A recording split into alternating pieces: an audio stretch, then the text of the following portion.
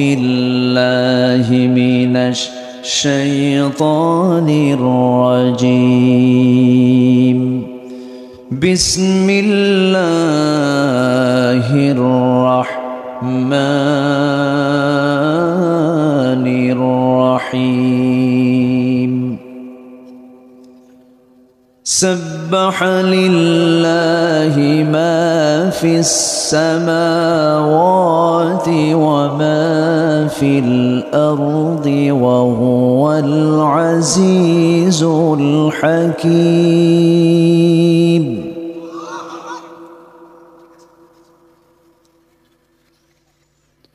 يا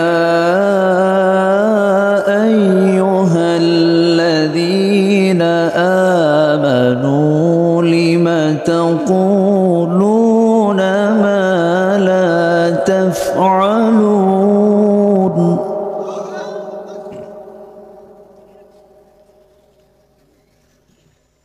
كبر مقتا عند الله أن تقولوا ما لا تفعلون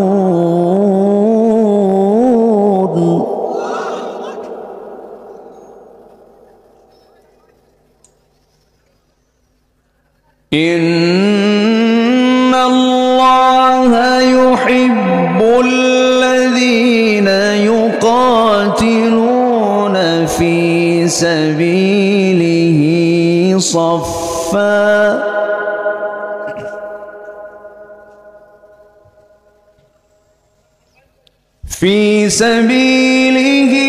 صفا كأنهم بنيان مرصوص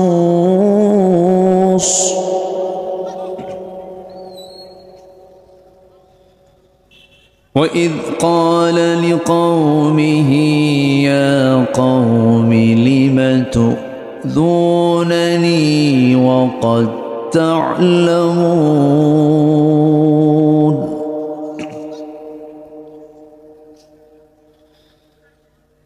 وقد تعلمون أني رسول الله إليكم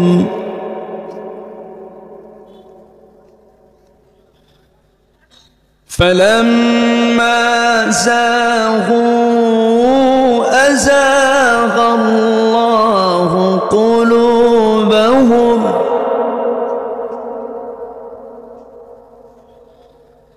والله لا يهدي القوم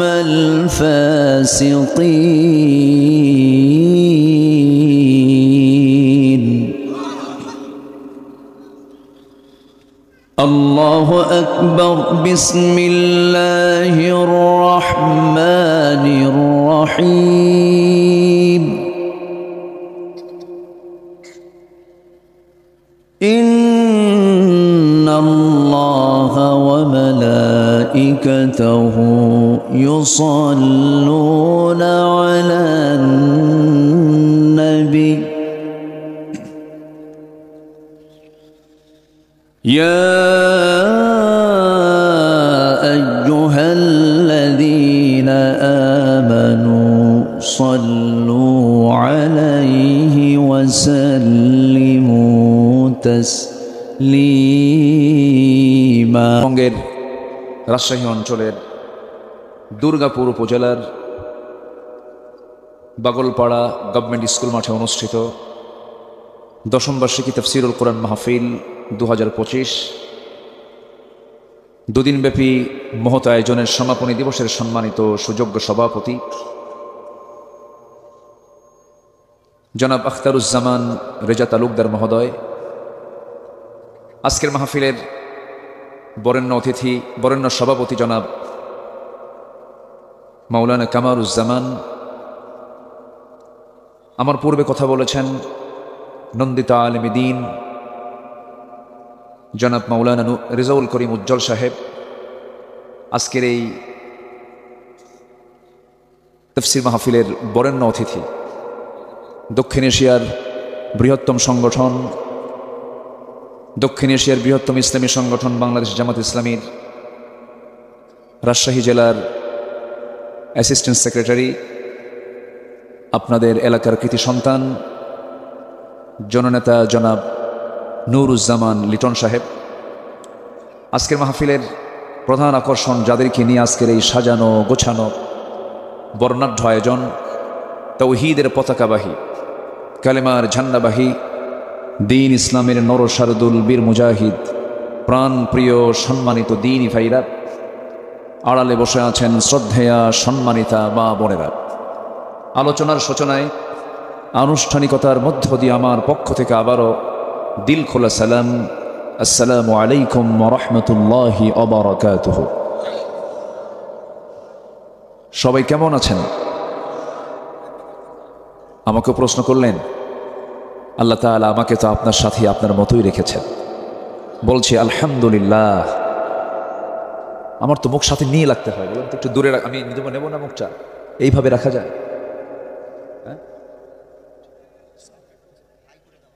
না, sound high না, এটা তো নিতে পারে না, একটু চেষ্টা করেন।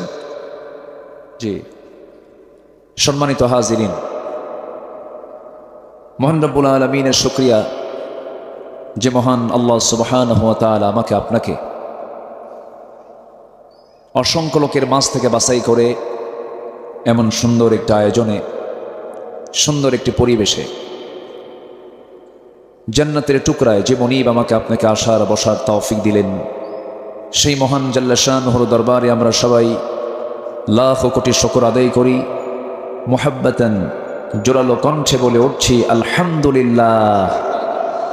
চিৎকার মেরে বলছি আল্লাহুম্মা ইন্নী আসআলুকা আল হুদা ওয়াত তুকা ওয়াল আফাফা ওয়াল গিনা। সবাই বলি আল্লাহুম্মা আইন্নি আলা যিকরিকা ওয়া শুকরিকা ওয়া হুসনি ইবাদাতিকা। আমরা আল্লাহ তাআলার শুকর আদায় করে নিলাম। সম্মানিত হাজিরিন, আমি আলোচনার সূচনায় মহান রব্বে করিমের পক্ষ থেকে নাজিল হওয়া আসমানি কিতাব মুকাম্মিলে নিজামে হায়া, complete and balanced code of life, Al Quran আল মজিদের গুরুত্বপূর্ণ একটি সূরা, সূরাতুস সফ থেকে আমি প্রথম দিকের কয়েকটা আয়াতে কারিম আমি তেলাওয়াত করেছি। আয়াতগুলোকে সামনে রেখে কিছু কথা বলতে চাই। মহান রব্বে করিম, মহান রব্বুল আলামিন যেন আমার মুখ থেকে সেই কথাগুলো বের করে দেন যে কথাগুলো মুসলিম উম্মার জন্য এই মুহূর্তে দারুণ প্রয়োজন। সম্মানিত হাজিরিন, আমরা ঠিক সেই মুহূর্তে একত্রিত হয়েছি যে সময় গোটা পৃথিবীর 800 কোটি মানুষ এই পৃথিবীর জনগোষ্ঠী, অথচ এর মধ্যে মাত্র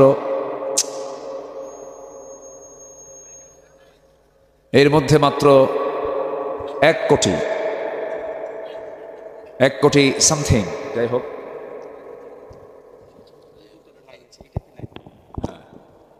কি করবো আমি মুখের মধ্যে নেব? আমি কি মুখে নেবো? এটা মুখে চাচা আর মাথা ঠিক করতে পারে না। ত্রিমোহনী চৌমোহনী রাস্তার মাথায় আঁকা বাঁকা এরকম মোড়ে কিছু দোকান থাকে, ওই দোকানগুলো হচ্ছে গীবতের আড্ডাখানা। আমি কি ভুল বলছি? গীবতের আড্ডাখানায় বসে গেল, গীবত শুরু হয়ে গেল। রোজা রাখছে সারাদিন, ভালোই ছিল, গীবত করে আবার বলে সারাদিন তো খাই নাই, কাজা সহ আদায় করে দে বিড়ি। বলেন তো আসে না নাই? আসে না নাই? যে রোজা আপনাকে গীবত ছাড়ায় না, যে রোজা আপনাকে বদভ্যাস ছাড়ায় না, সে রোজা রাখার কোনো প্রয়োজন নাই। বলেছেন মুহাম্মদ সাল্লাল্লাহু। রোজা কি শুধু রমজান মাসে না প্রত্যেক মাসেই আছে? বলেন বলেন বলেন বলেন। প্রত্যেক সপ্তাহেও আছে না নাই? প্রত্যেক সপ্তাহে কি বার? মাশাআল্লাহ, তুমি রোজা রাখো নাকি? এই ছেলের উত্তর দিল, দেখছেন, ছোট্ট বাচ্চা। অবশ্যই আদর্শের একটা পরিবার মনে হয় আছে এর সাথে। টাকা দেশেই রাখতো, দেশের টাকা যারা বাইরে পাচার করে তাদের মধ্যে ন্যূনতম মিনিমাম দেশপ্রেমটা নয়, সব পাচার করেছে। করবে না কেন? সংসার তো এই দেশে না, সংসার হলো ইউরোপে আর আমেরিকায়। আসতে কোন কেন? বিয়াই বাড়ি শ্বশুর বাড়ি সব তো আমেরিকার, ইউরোপ দেশে আর কোনো বৌমা খুঁজে পায় নাই, বুঝেন নাই? সব চলে গেছে ওই জায়গায়। আচ্ছা, স্বামী যদি মুসলমান হয় আর বউ যদি খ্রিস্টান হয়, বাচ্চার পরিচয় কি বলেন? রাজশাহীতে কম, হ্যাঁ, বাগলপাড়া আরও নাই, এখানেও বেশি বললেন। এটা গ্রাম বললাম তো আমি, আবার এখানে বেশি বেশি কোন কেন? আল্লাহ রাব্বুল আলামিন বলছেন, তুমি কেন সেই কথা বলতে যাও যেই কথার বাস্তবায়ন তোমার মধ্যে নাই? তুমি সেটাই বলবে যা তুমি করবে, যেটা করবে না তা তুমি বলবে না। আল্লাহ পাক কাজ এবং কথা কি দুই রকম চান না একরকম চান? বলেন বলেন বলেন বলেন, একরকম চান।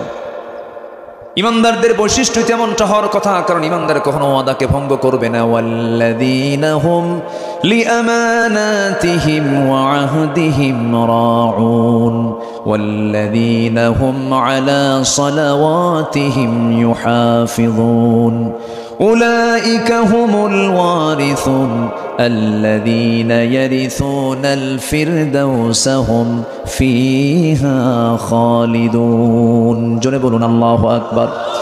ইমানদার তো তারাই যারা তাদের আমানত ঠিক রাখবে, যারা তার ওয়াদা ঠিক রাখবে, এবং তারা করবে কি? নামাজের ব্যাপারে যত্নশীল হবে। এই সমস্ত বান্দাগুলোকে মহান রব্বুল আলামিন ওয়াদা করে বলছেন, এই সমস্ত বান্দাগুলো জান্নাতুল ফিরদাউসের ওয়ারিস হয়ে যাবে। ওয়াদা ঠিক রাখবে, আমানত ঠিক রাখবে। রাষ্ট্র ক্ষমতা একটা আমানত। রাষ্ট্র ক্ষমতা একটা কি বলেন তো? আমানত।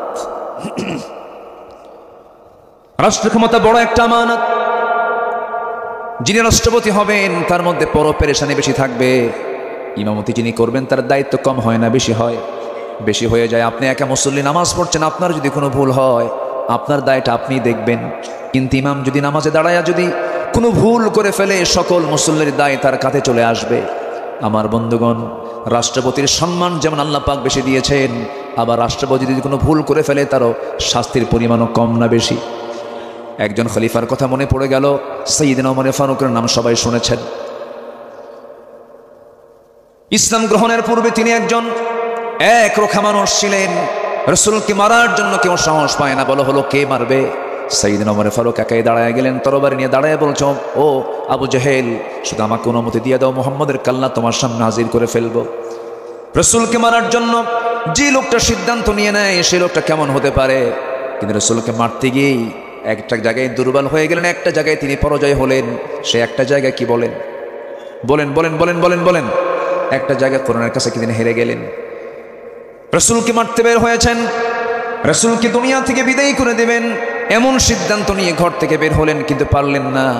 মাঝপথে এক সাহাবী বললেন, ওমর তুমি কোথায় যাচ্ছ? রাসূলকে মারার জন্য যাই। তুমি কি জানো তোমার বোন ভগ্নিপতি কালিমা পড়ে মুসলমান হয়ে গেছে? লাইনটা অন্যদিকে নিয়ে চলে গেলেন। বোনকে মারতে মারতে রক্তাক্ত করে জমিনে ফেলে দেওয়ার পর বোন এবার বলে, ভাই তোমার দেহে যার রক্ত আমার দেহে সেই পিতারই রক্ত, আজকে তুমি আমাকে মারতে মারতে যদি দুনিয়া থেকে বিদায়ও করে দাও, ইমানের যে স্বাদ পেয়েছি ইমান থেকে এক চুল পরিমাণ তোমার বোন ফাতিমা দূরে যাবে না। ভাইয়ের মধ্যে দরদ চলে আসলো, হারে কি টান এটা। কিন্তু তিনি বাইরে যখন দাঁড়ানো ছিলেন, ভিতরে থেকে আওয়াজ পেয়েছেন, তিনি আল্লাহর কালাম কোরআনে কারীমের আওয়াজ পেয়েছেন। ওই সময় তার দিলটা নরম হয়ে গেছে। সচেতন মানুষ ওমর ফারুক ছিলেন।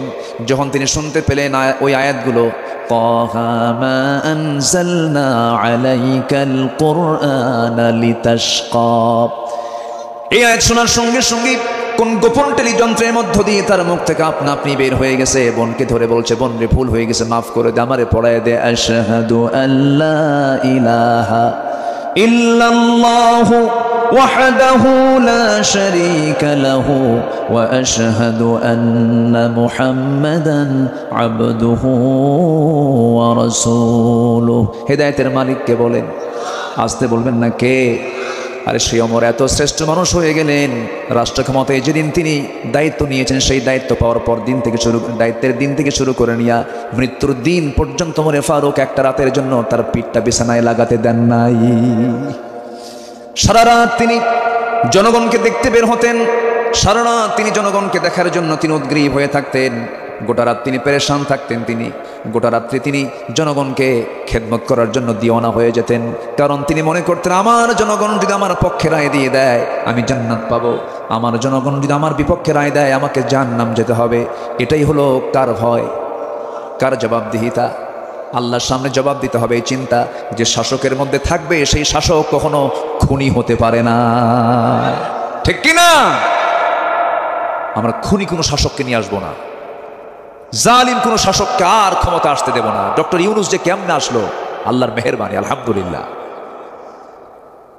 গোটা পৃথিবীর সবচাইতে বড় একটা গণতান্ত্রিক রাষ্ট্র আমার দেশে, আমার দেশের পাশে সবচাইতে বড় গণতান্ত্রিক রাষ্ট্র ভারত।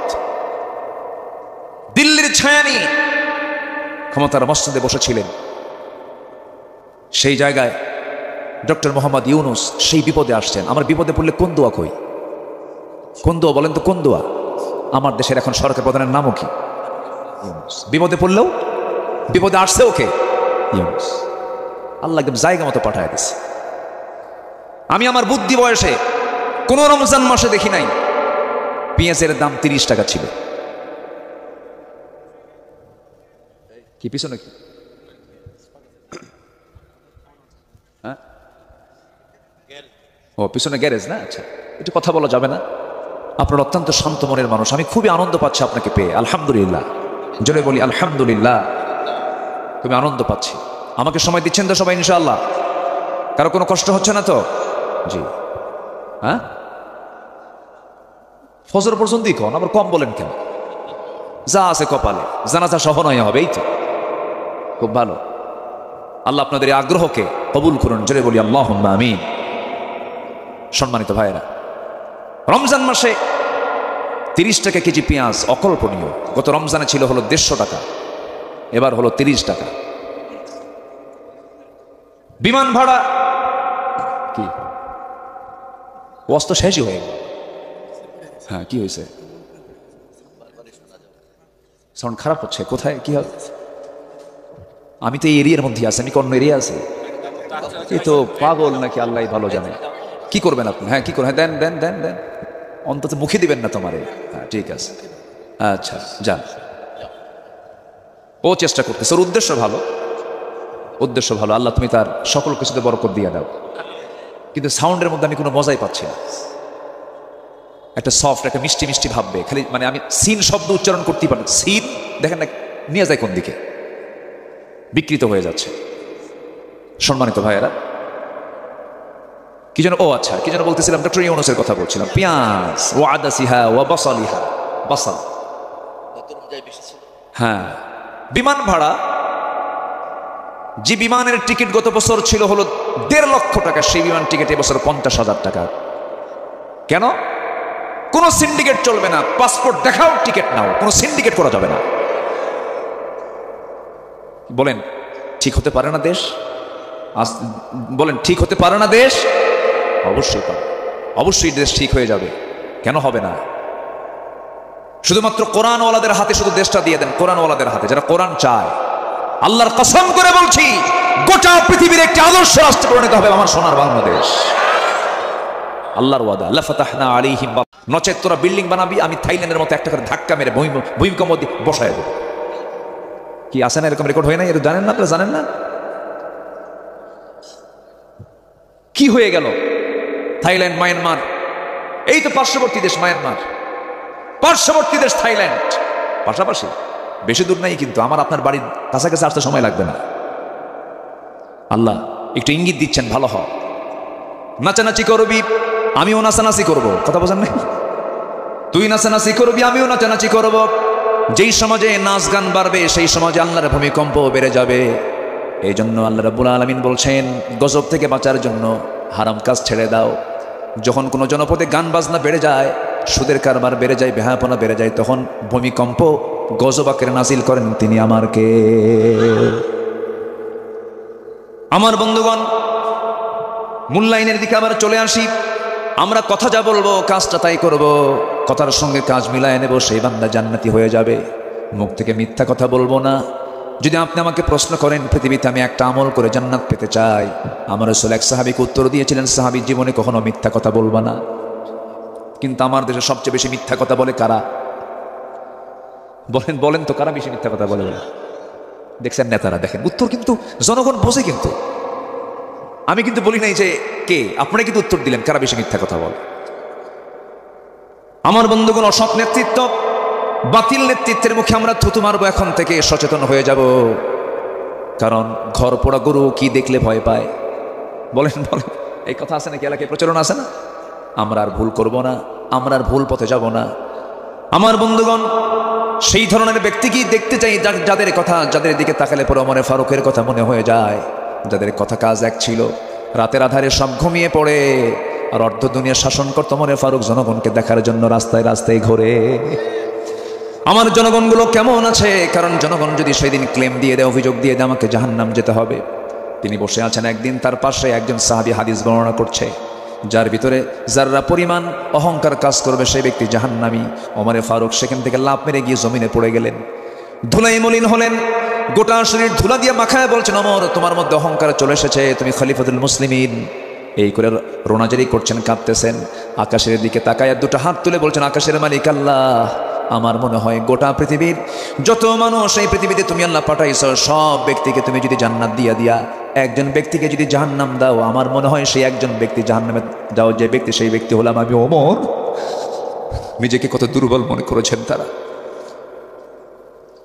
সাইয়েদনা ওমর ফারুক একদিন আমার নবীর সিলেকশন দেওয়া এক সাহাবী হুযায়ফা রাদিয়াল্লাহু তাআলা আনহু, যিনি মুনাফিকের তালিকা নিয়ে ঘুরতেন, রাসূল তার কাছে মুনাফিকের তালিকা রেখেছিলেন, তিনি শুধু জানতেন মুনাফিক মদিনার কারা কারা। সেই সাহাবীর কাছে ওমর ফারুক একদিন কেঁদে কেঁদে বলছেন, ভাই হুযায়ফা দেখো তো ওই মুনাফিকের তালিকায় আমি ওমর, আমার নামটা আছে নাকি? দেখো তো আমার নামটা আছে নাকি? হুযায়ফা কেঁদে কেঁদে বলেন, ভাই ওমর আপনি কেমন করে এই কথা বলছেন? আপনার নাম যদি মুনাফিকের তালিকায় থেকে যায়, পৃথিবীর কোনো মানুষ তো ভালো থাকার কথা নয়, আপনার নাম কেন থাকবে? ওমর ফিল জান্নাহ, আবু বকর ফিল জান্নাহ, রাসূল বলে দিয়েছেন। সঙ্গে সঙ্গে ওমর বলছেন, ভাই রে, আমার মনে হয় আমার যে চরিত্র, আমার যে আচরণ, আমার যে ব্যবহার, আমার মনে হয় আমি মুনাফিক হয়ে গেছি। নিজেকে নিয়ে তারা কত বড় পেরেশান ছিলেন, নিজেকে তারা বড় আসামি মনে করতেন। সাইয়েদনা ওমর ফারুক রাদিয়াল্লাহু তাআলা আনহু তাকওয়া কত মজবুত ছিল। ঘোড়া কিনতে গেছেন একদিন, কি কিনতে গেছেন বলেন? ঘোড়া কিনতে গেছে। এখন মানুষ হোন্ডা কিনতে যায়, আগের মানুষ কি কিনতে যেত? ঘোড়া কিনতে যেত। এখন তো ঘোড়ার প্রয়োজন হয় না, এখন হুন্ডার প্রয়োজন হয়। তখন ছিল নিত্য প্রয়োজন ঘোড়া। ঘোড়া কেনার জন্য বাজারে চলে গেছেন, ঘোড়া বিক্রেতার কাছে সব লেনদেন ক্লিয়ার হয়ে গেছে, ঘোড়া তিনি বুঝে নিয়েছেন, টাকাও তিনি দিয়ে দিয়েছেন, ক্রয় বিক্রয় শেষ, চুক্তি শেষ। ক্রয়কৃত ঘোড়া কিনে তিনি ঘোড়ার পিঠে চড়ে কয়েক মাইল যাওয়ার পথেই ওই ঘোড়ার চারটা পা অকেজ হয়ে পড়ে গেল, ঘোড়ার উঠতে পারে না। সাইয়েদনা ওমর ফারুক রাদিয়াল্লাহু তাআলা আনহু আহত সেই ঘোড়াটাকে নিয়ে, অসুস্থ সেই ঘোড়াটাকে নিয়ে সঙ্গে করে ওই বিক্রেতা ঘোড়াওয়ালার কাছে এসে বলতেছে, ঘোড়াওয়ালা তুমি আমাকে কি ঘোড়া দিলা? এই ঘোড়া আমি নেব না, ফেরত নিয়ে নাও, কারণ অসুস্থ ঘোড়া তুমি আমাকে দিয়ে টাকা নিয়েছো, তুমি ফাঁকি দিয়েছো, এই ঘোড়াটা তুমি ফেরত নিয়ে আমাকে টাকাটা দিয়ে দাও। ঘোড়াওয়ালা বলছে, আমিরুল মুমিনিন, আল্লাহর কসম করে বলি আমি আপনাকে সুস্থ ঘোড়া দিয়েছি, আপনি ভুল বুঝতে পারছেন। আমি এই ঘোড়ার টাকা আপনাকে ফেরত দেব না, কারণ ক্রয় বিক্রয় চুক্তি সম্পূর্ণ হয়ে গেছে। ওমর ফারুক খেপে গেলেন, রেগে গেলেন। এবার ঘোড়া বিক্রেতা বলছে, ঠিক আছে আপনার দোষ নাই, আমারও দোষ নাই, চলুন আমরা আদালতে যাই। কোথায় যাই? ইবনুল হারিস আল কিন্দি রাহমাতুল্লাহি আলাইহি তিনি সে আদালতের চেয়ারে বসা আছেন। ওমর ফারুক রাদিয়াল্লাহু আনহু যখন আদালতের প্রাঙ্গণের ভিতরে যখন চলে গেছেন, সামনে যখন চলে গেছেন, বিচারপতি তাকে দেখা মাত্রই দাঁড়ায় গেছেন, দাঁড়িয়ে বলছেন, আমিরুল মুমিনিন আপনি এই জায়গায় কেন, কি হয়েছে আপনার? ওমর ফারুক বলছেন, বিচারপতি তুমি যেখানে বসে আছো সেখানেই বসে থাকো, আমি ওমর, আমাকে দেখে বিচার করো না, সঠিক বিচারটা তুমি দিয়ে দাও। জোরে কোন সুবহানাল্লাহ। ব্যক্তির চেহারা দেখে বিচার না আইন দেখে বিচার? আর আমার দেশে বিচার হয়েছে আজ পর্যন্ত কি দেখে? চেহারা দেখে। লিমা তাকুলুনা মা লা তাফআলুন, তুমি যা বলো তা কেন করো না, আবার সেটা কেন করো যা তুমি বলো না। আমার বন্ধুগণ, ওমর ফারুক রাদিয়াল্লাহু তাআলা আনহু সামনে দাঁড়ায় গেলেন। ঘোড়া বিক্রেতা বিচারপতির সামনে অভিযোগ দিয়ে দিলেন, অভিযোগটা তিনি শুনলেন, ওমর ফারুকের কথাও তিনি শুনলেন। বিচারপতি এই দুজনের কথা শোনার পরে এবার বলছেন, আমিরুল মুমিনিন, আল্লাহর কসম করে বলি বিচার করতে নিয়ে কোনো ব্যক্তি দেখি না, আমি আল্লাহকে দেখি। ইয়া আমিরুল মুমিনিন, আজকে আমি বিচারে বসেছি, আমি আপনাকে দেখি বিচার করছি না, তবে ফলাফল যেটা যাচ্ছে সেটা আপনার বিরুদ্ধেই চলে যাচ্ছে। কারণ ঘোড়া আপনি কিনেছেন, বুঝে শুনে কিনেছেন, টাকা দিয়েছেন, সুস্থ ঘোড়া পেয়েছেন। আপনি ওমর ফারুক আমার সামনে কিনে আছেন, সুস্থভাবে যে আপনি বাড়ি পর্যন্ত ফিরবেন তার কি কোনো গ্যারান্টি আছে নাকি? নাই। মানুষ যে কোনো মুহূর্তে অসুস্থ হতে পারে, যেটা প্রাণী সেও যে কোনো সময় অসুস্থ হতে পারে। সুস্থ ঘোড়া আপনি কিনে নিয়েছেন, বুঝে পেয়েছেন, আপনার মালিকানা যাওয়ার পর অসুস্থ হয়ে পড়েছে, কোনো ক্রমেই ঘোড়া বিক্রেতা আপনাকে টাকা ফেরত দেবে না। আপনি অসুস্থ হয়েছে, আপনার মালিকানায় চলে যাওয়ার পরে অসুস্থ ঘোড়ার মালিক আপনি এখন অসুস্থ ঘোড়া নিয়ে বাড়ি চলে যান। সুবহানাল্লাহ বলবেন না? সাইয়্যিদনা ওমর ফারুক রাদিয়াল্লাহু তাআলা আনহু মুসকে হাশিমের আদালত প্রাঙ্গণ ত্যাগ করলেন, সোজা বাড়িতে চলে গেলেন। পরের দিন সকালবেলা তিনি মন্ত্রী বৈঠকে বসলেন, মাজলিস শুরার বৈঠকে বসলেন, পরামর্শ সভার বৈঠকে বসে সবাইকে লক্ষ্য করে বললেন, আমি একজন বিচারপতি পেয়েছি গতকালকে, যে বিচারপতি কোনো ব্যক্তিকে দেখে বিচার করে না, সে আইন দেখে বিচার করে। সেই কাজে সুরাহিকে আঞ্চলিক বিচারপতি না বানায়া তার সাহসিকতার কারণে আমার বিরুদ্ধে সে রায় দেওয়ার সাহস পেয়েছে, তাকে চিফ জাস্টিসের পদে আমি তাকে বসায়া দিলাম। জোরে কোন সুবহানাল্লাহ। খলিফার বিরুদ্ধে রায় দিলে পরে তার প্রমোশন হয়, আর আমার দেশে কোনো বিচারপতি যদি রাষ্ট্রের বিরুদ্ধে একটু যায়, পাগলা বানায়া বাইরে পাঠায় দেয়। হ্যাঁ, এসকে সিনহা। হ্যাঁ, কথা বলবো, কথা অনেক আছে। আমাকে সময় দিচ্ছেন তো? জোরে বলি ইনশাআল্লাহ। তাহলে ইমানদারের কথা আর কাজ হবে দুই না এক। যে নেতৃত্বে কথা কাজের মিল নাই, সেই নেতৃত্বের মুখে আমরা জুতা মারি, মানবো না ওগুলো। সব দেখা শেষ। দুই একজন করে চলে যাচ্ছেন না বলেই, এই যে কেউ চলে গেল একজন, যাচ্ছেন কি জরুরি কাজ? কোনো কাজ নাই, বসেন। গরম তো, গরমে থাকলে তো ঘামি চলে যাও, নিচ দিয়ে যাবে কখন? বসেন, একটু বসেন না। শীতকালে একটু সমস্যা হয়, শীতকালে সমস্যা, গরমে তো সুবিধা। জি, একটু বসেন। এই যে বলতেছে তাও যাচ্ছে, একটু বসেন না। আল্লাহ তুমি কবুল করো, জোরে বলি আমিন। বলেন তো এই মুহূর্তে এর চাইতে শ্রেষ্ঠ বরকতময় জায়গার দ্বিতীয়টা আছে কোথাও? তো এই জায়গা আপনি ছাড়বেন কেন? আমরা দোয়া করে যাব, জোরে বলি ইনশাআল্লাহ। 3 নম্বর আয়াত এখন আসে। 2টা আয়াত কিন্তু আমি শেষ করেছি, এক রাত তো একটু একটু করে বলি, আমাকে শেষ করতে হচ্ছে। অনেক লম্বা লম্বা কথা ছিল, মুনাফিকদের বৈশিষ্ট্য কি হতে পারে, তারা কোন আচরণের হতে পারে, তাদের তবিয়ত কি, অনেক কথা ছিল। এখন 3 নম্বর আয়াতে আসে। ওই কথা আর কাজ যার মিল নাই, এটা কি? এটা কত বড় অপরাধ আল্লাহ বলছেন। আল্লাহ রাব্বুল আলামিন বলেন, كبر مقتا عند الله أن تقولوا ما لا تفعلون। আল্লাহর কাছে এই কাজটা বড় মারাত্মক গুনার কাজ। মুনাফিককে আল্লাহ রাব্বুল আলামিন মাফ করবেন না। মুনাফিককে যে জাহান্নাম দেওয়া হবে, জাহান্নামের উপরে থাকবে না নিচে থাকবে? বলেন, মুনাফিকরা কোথায় থাকবে? উপরে না নিচে? উপরে, মাঝখানে না নিচে? নিচে থাকবে, সবার নিচে। মুনাফিককে আল্লাহ পাক জাহান্নাম উদ্বোধন করবেন। ইন্নাল মুনাফিকিনা ফিদ দারকিল আসফালি মিনান নার ওয়া লা তাজিদ লাহুম নাসীরা। তাদের কোনো সাহায্যকারী থাকবে না, তারা চিরকাল জাহান্নামের মধ্যে অবস্থান করবে মুনাফিকরা। এরপর আল্লাহ রাব্বুল আলামিন এবার বলছেন, সুন্দর করে বলছেন, নিঃসন্দেহে আমি আল্লাহ তাকেই সবচেয়ে বেশি ভালোবাসি যারা ভ্রাতৃত্বের বন্ধনে আবদ্ধ হয়। জোরে কোন সুবহানাল্লাহ। আমরা এক হয়ে যাব, জোরে বলি ইনশাআল্লাহ। এক গ্রামে 7টা মসজিদ বানাবো। হ্যাঁ, বানায় আছে কিনা বলেন? মসজিদের মধ্যে ঢুকে একটা গন্ডগোল করে, তোর দাদার জায়গায় আমি নামাজ পড়বো, আমার দাদার জায়গায় আমি নামাজ পড়বো। কি আছে না নাই বলেন তো? এটা কি একতার লক্ষণ? মসজিদ বেশি দরকার না মুসল্লি বেশি দরকার? এখন আমার দেশে কি বেশি? লক্ষণ ভালো না তো, লক্ষণ খারাপ। মসজিদগুলোর চেহারা কি? ওরে বাপরে বাপ, শীতাতপ নিয়ন্ত্রিত, কার্পেটিং করা, টাইলস দিয়ে ঝলমল। ফজরের মুসল্লি 3 জন, ইমাম মুয়াজ্জিন খাদেম। আমি কি ভুল বলতেছি? ইমাম মুয়াজ্জিন খাদেমও থাকতো না যদি তার চাকরি না থাকতো। বাস্তব এটা। এবং মসজিদগুলো হয়ে গেছে এত কমার্শিয়াল, মানে এত রেডিমেড। মসজিদের দরজা 24 ঘন্টা খোলা থাকবে।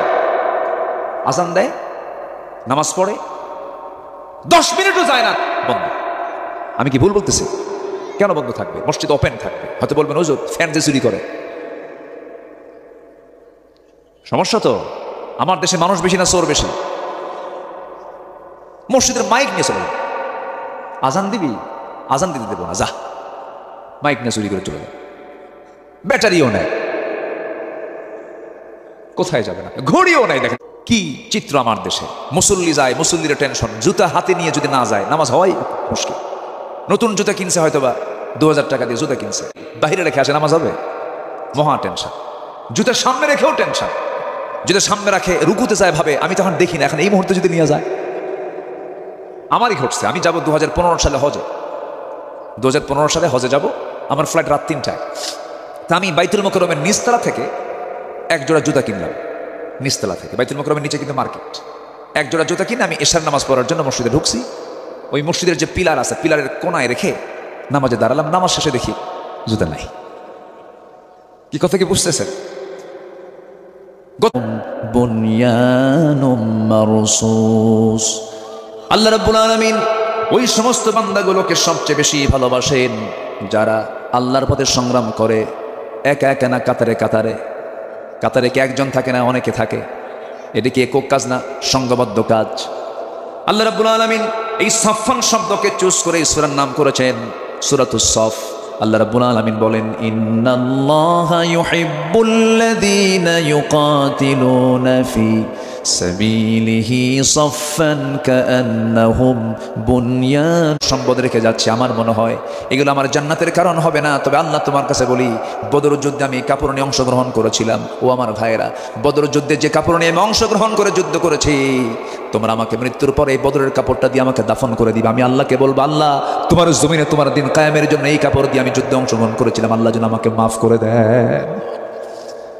আমার বন্ধুগণ, আমার ভাইয়েরা, তাওয়াক্কুল ছাড়া কোনো উপায় নাই।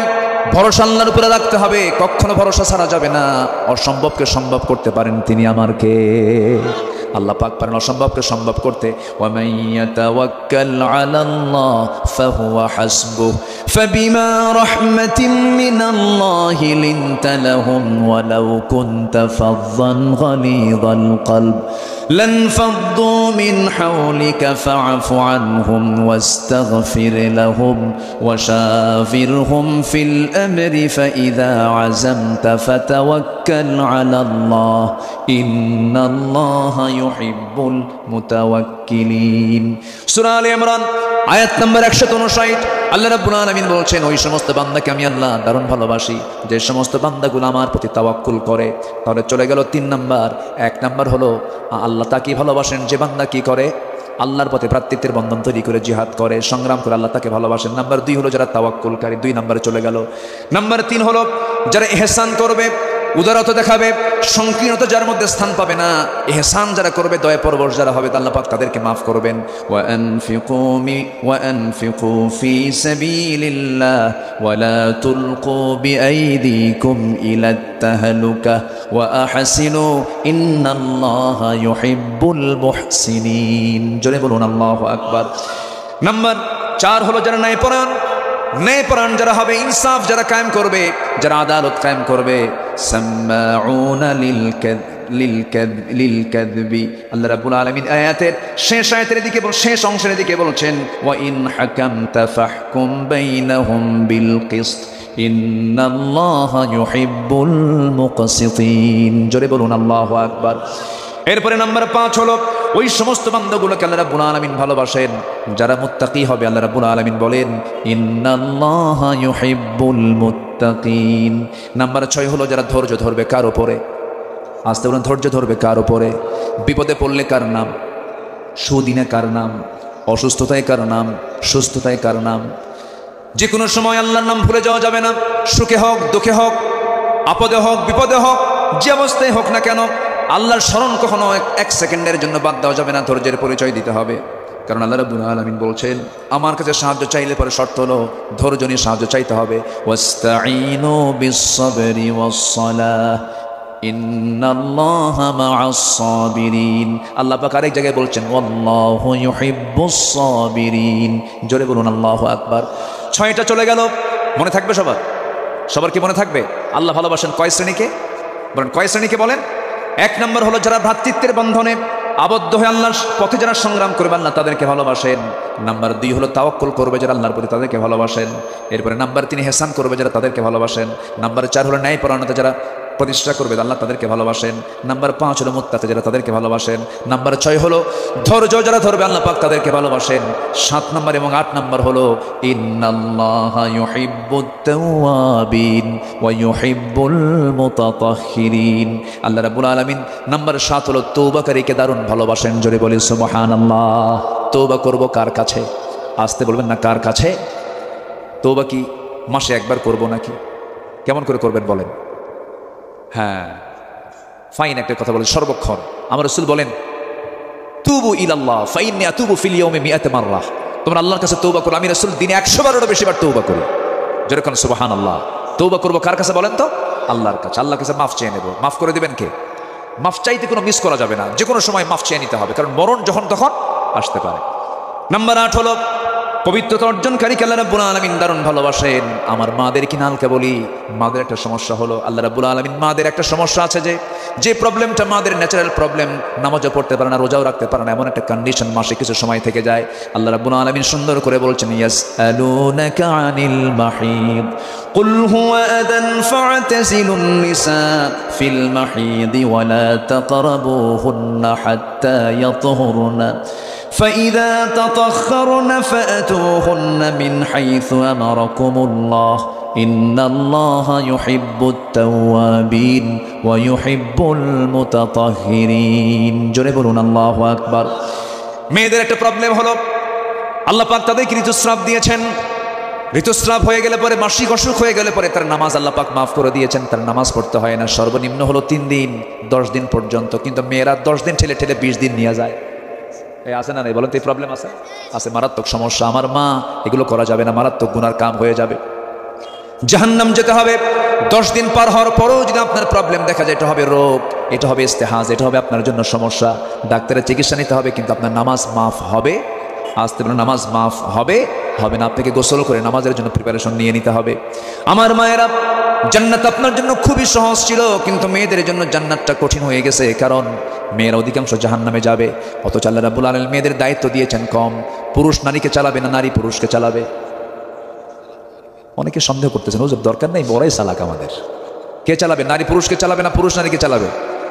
পুরুষ নারীকে চালানো কি সুন্নত, নফল না ফরজ? বলেন, জোরে বলেন, জোরে বলেন। মহিলা যদি স্বামীকে না চালায় কোনো গুনাহ হবে? আসতে কোনো গুনাহ হবে? এরপর মেয়েরাকে আমাদের কোনো দামই নেই। মেয়েরা মেহমানের মতো খাবে, মেয়েরা রাজকীয়ভাবে থাকবে, তাদের কামাইয়ের চিন্তা নাই, কোনো টেনশন নাই।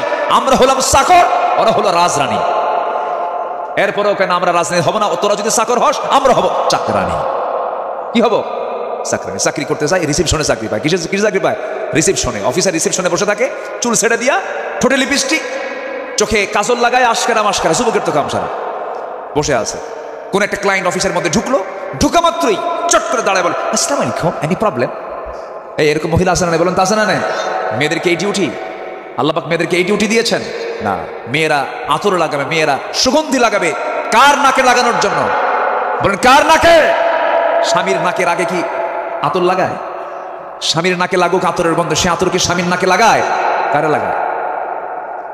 হ্যাঁ, যখন বাইরে বের হয় একদম এমন ঝাঁঝালো সেন্ট মারে, মনে হয় যে বুঝাচ্ছে আমি যাচ্ছি। আছে না নাই? এটা হালাল না হারাম? চলে গেল ঢং ঢং করে বাইরে, দোকানদারের সামনে গিয়া মার্কেটিং করে। মার্কেটিং এ পুরুষ মহিলা, পুরুষ বেশি না মহিলা বেশি? শেষ কদরে, রমজানের শেষ কদর, শেষ দশকে, শেষ কদরে কি থাকে? শেষ দশকে কি থাকে? কদর থাকে। শেষ দশকে এই দেশের মার্কেটগুলোতে ভিড় কম না বেশি? পুরুষ দিয়ে না মহিলা দিয়া? দিনে না সন্ধ্যায়? দিনে না রাতে? কি কদর খোঁজে কোথায়? কোথায় খোঁজে? কোথায় খোঁজে? এগুলো কথা মনে বলার দরকার নেই। মার্কেটে চলে গেল ঢং ঢং করে, মাথায় কাপড় নাই, ওইদিকে কিন্তু তাহাজ্জুদে পড়ছে আবার, মানে মাথায় টুপি, পরনে লুঙ্গি নাই, চলে গেছে মার্কেটে ঢং ঢং করে। গোটা শরীর তো প্রায় উলঙ্গই। উলঙ্গ তো মানুষ দেখবেই না, কিন্তু এমন ভাবে সাজে, না দেখে উপায় নাই। মাথা থেকে পা পর্যন্ত অর্ধলগ্ন দেহ নিয়ে দোকানদারের সামনে দিয়ে ঝুঁকে পড়ে, ঠ্যাঙের উপরে ঠ্যাং তুলে দোকানদারকে লক্ষ্য করে বলে, ভাইয়া একটা শাড়ি দেখানো যাবে কি? দোকানদারও কম না, শাড়ি একখান বের করে নিজের গায়ে লটকায় দিয়ে বলে, আপা এই শাড়ি কিন্তু আপনাকে দারুণ মানাবে। ওটা আরেক বদমাইশ। আছে না নয়? এই নোংরামিগুলো আমার মা বোনদের দিয়ে করাবো না আমরা। আমার মা বোন, আমার স্ত্রী আমাকে জাহান্নামে নিয়ে যাবে, শুধুমাত্র কারণ হলো পর্দাহীনতার কারণে। প্রত্যেক মা বোন মেয়ের পর্দার দিকে আমাদের প্রত্যেকটা পুরুষের খেয়াল করার দরকার আছে না নাই? সেই খেয়াল করা সুন্নত না ফরজ? ফরজ। আমরা খেয়াল করবো, জোরে বলি ইনশাআল্লাহ। আল্লাহ কবুল করুন। ফজর নামাজ সবাই পড়বেন তো ইনশাআল্লাহ? ফজর পড়বেন কারা কারা? একটু হাত তুলে দেখান দেখি। জোরে বলি ইয়া আল্লাহ। আরো জোরে বলি ইয়া আল্লাহ। আমাদেরকে ফজর, জোহর, আসর, মাগরিব, ইশা 5 ওয়াক্ত সালাত আদায় করার তৌফিক তুমি আল্লাহ দিয়া দাও। জোরে বলি আমিন। আরো জোরে আমিন, আরো জোরে আমিন। হাত নামান। বাড়িতে বউ আছে না নাই? বউ যদি নামাজ না পড়ে কি করবেন? এখন ফাউল করছে, মায়ের বিয়ে করছো, মারা এত সস্তা, বউ মারা এত সস্তা, বিয়ে করে নাই তো এই জন্য উত্তর ভুল কইছে। বিয়ে করলে টের পাবে যে বউ মারা কত কঠিন।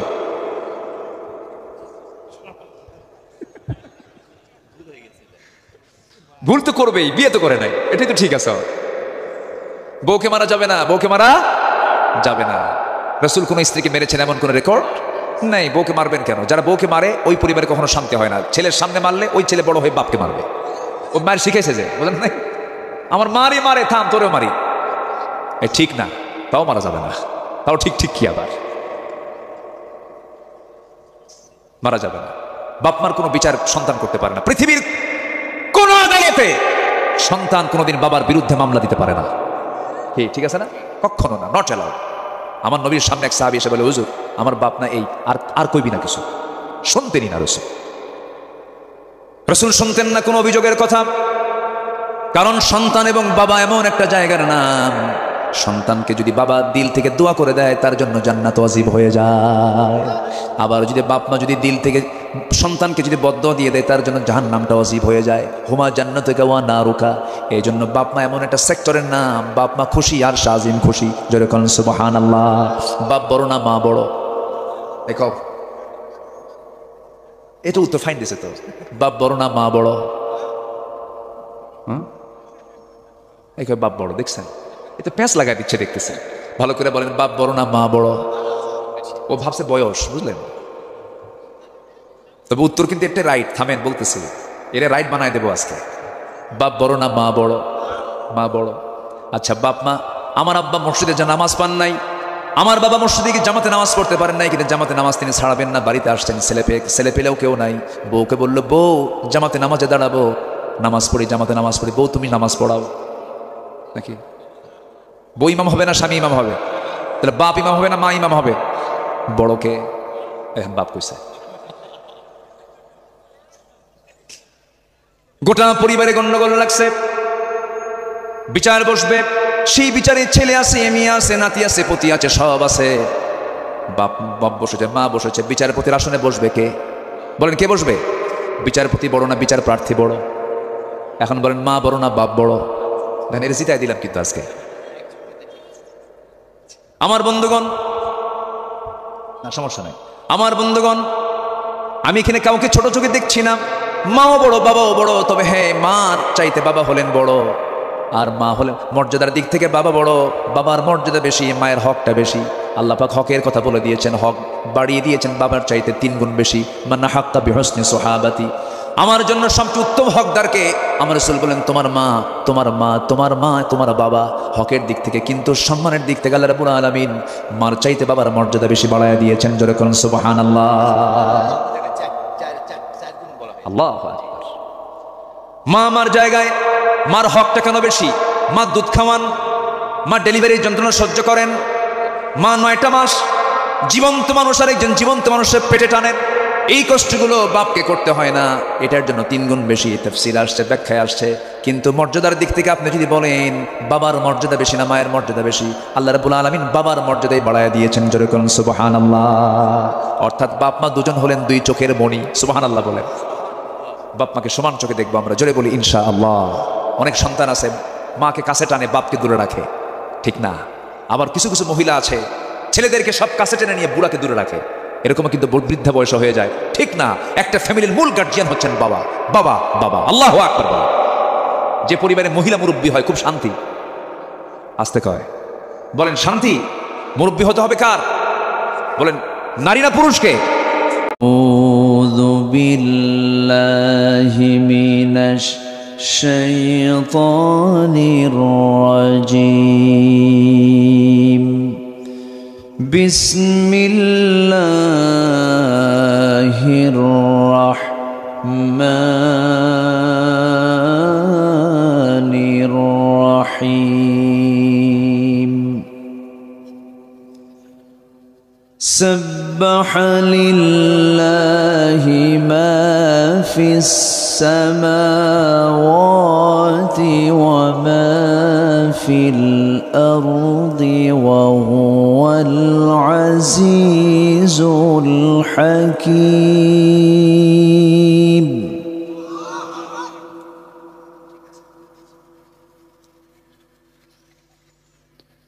يا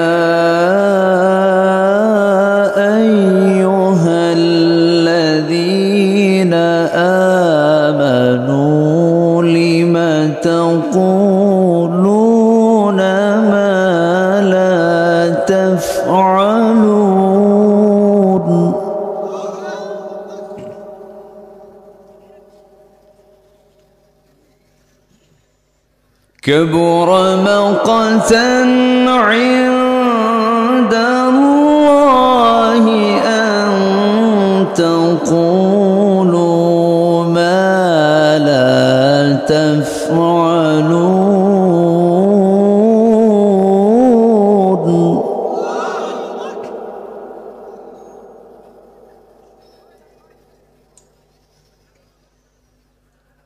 إن الله يحب الذين يقاتلون في سبيله صفا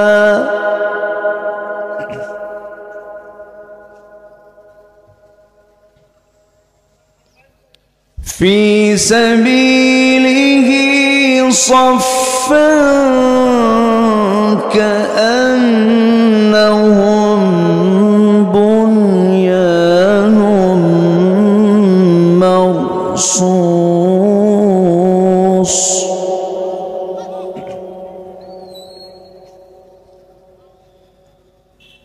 وإذ قال لقومه يا قوم لم تؤذونني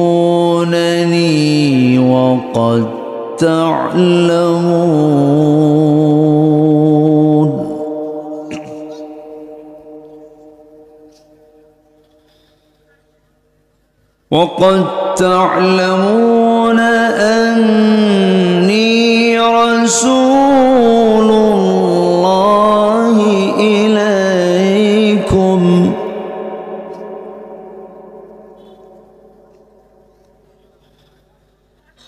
فلما زاغوا أزاغ الله قلوبهم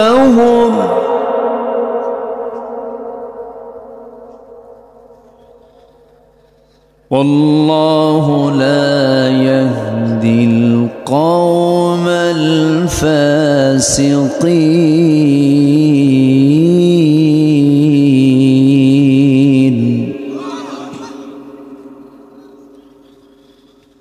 الله أكبر بسم الله الرحمن الرحيم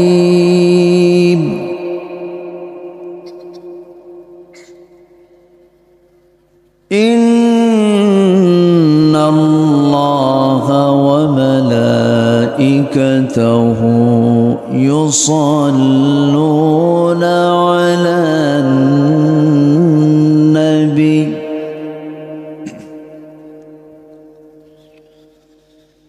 يا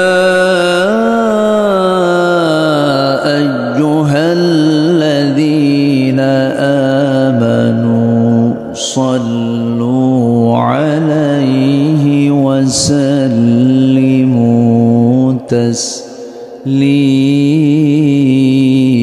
বঙ্গের রাজশাহী অঞ্চলের দুর্গাপুর উপজেলার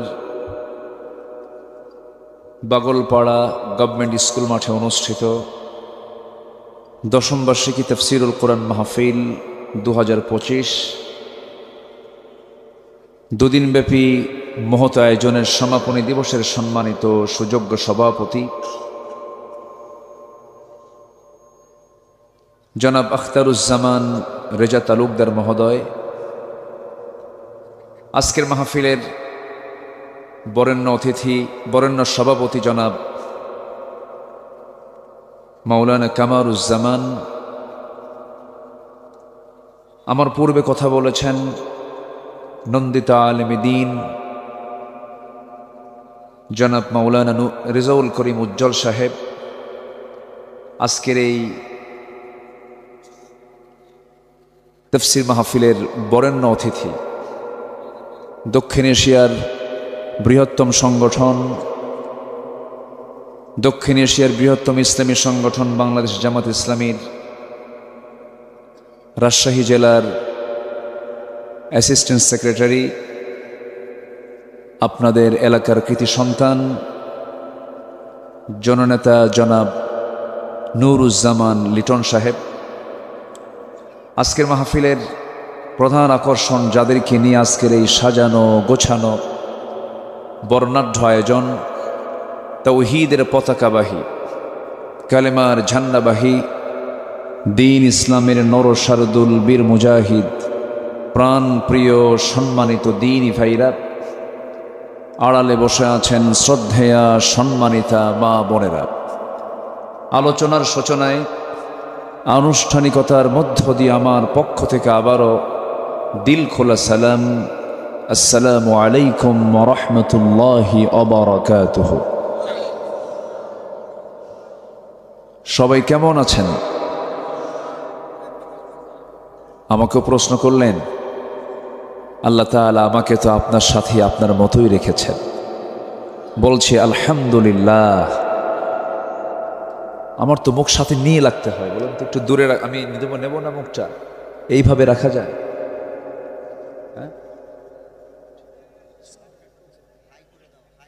না, সাউন্ড হাই না, এটা তো নিতে পারে না, একটু চেষ্টা করেন। জি, সম্মানিত হাজিরিন,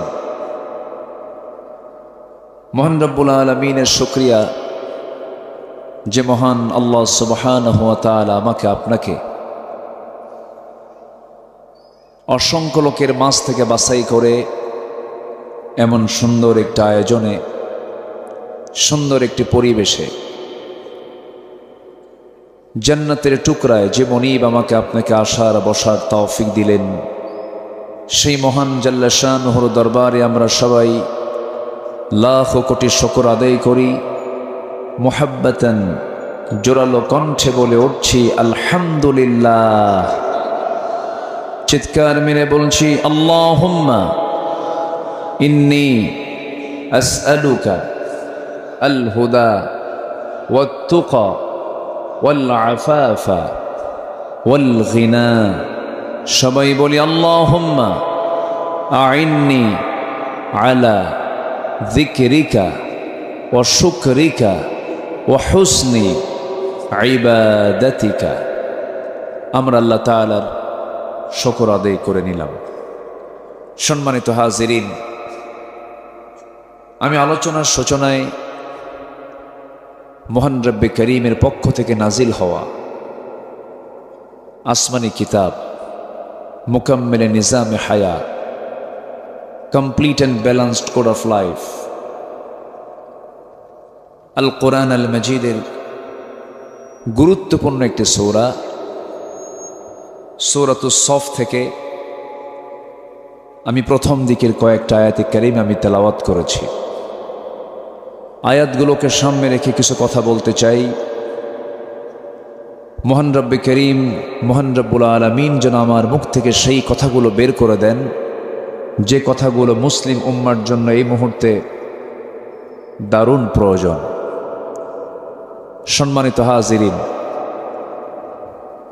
আমরা ঠিক সেই মুহূর্তে একত্রিত হয়েছি যে সময় গোটা পৃথিবীর 800 কোটি মানুষ, এই পৃথিবীর জনগোষ্ঠী, অথচ এর মধ্যে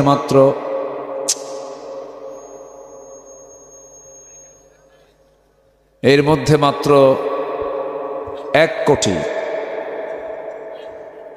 এক কোটি সামথিং, যাই হোক,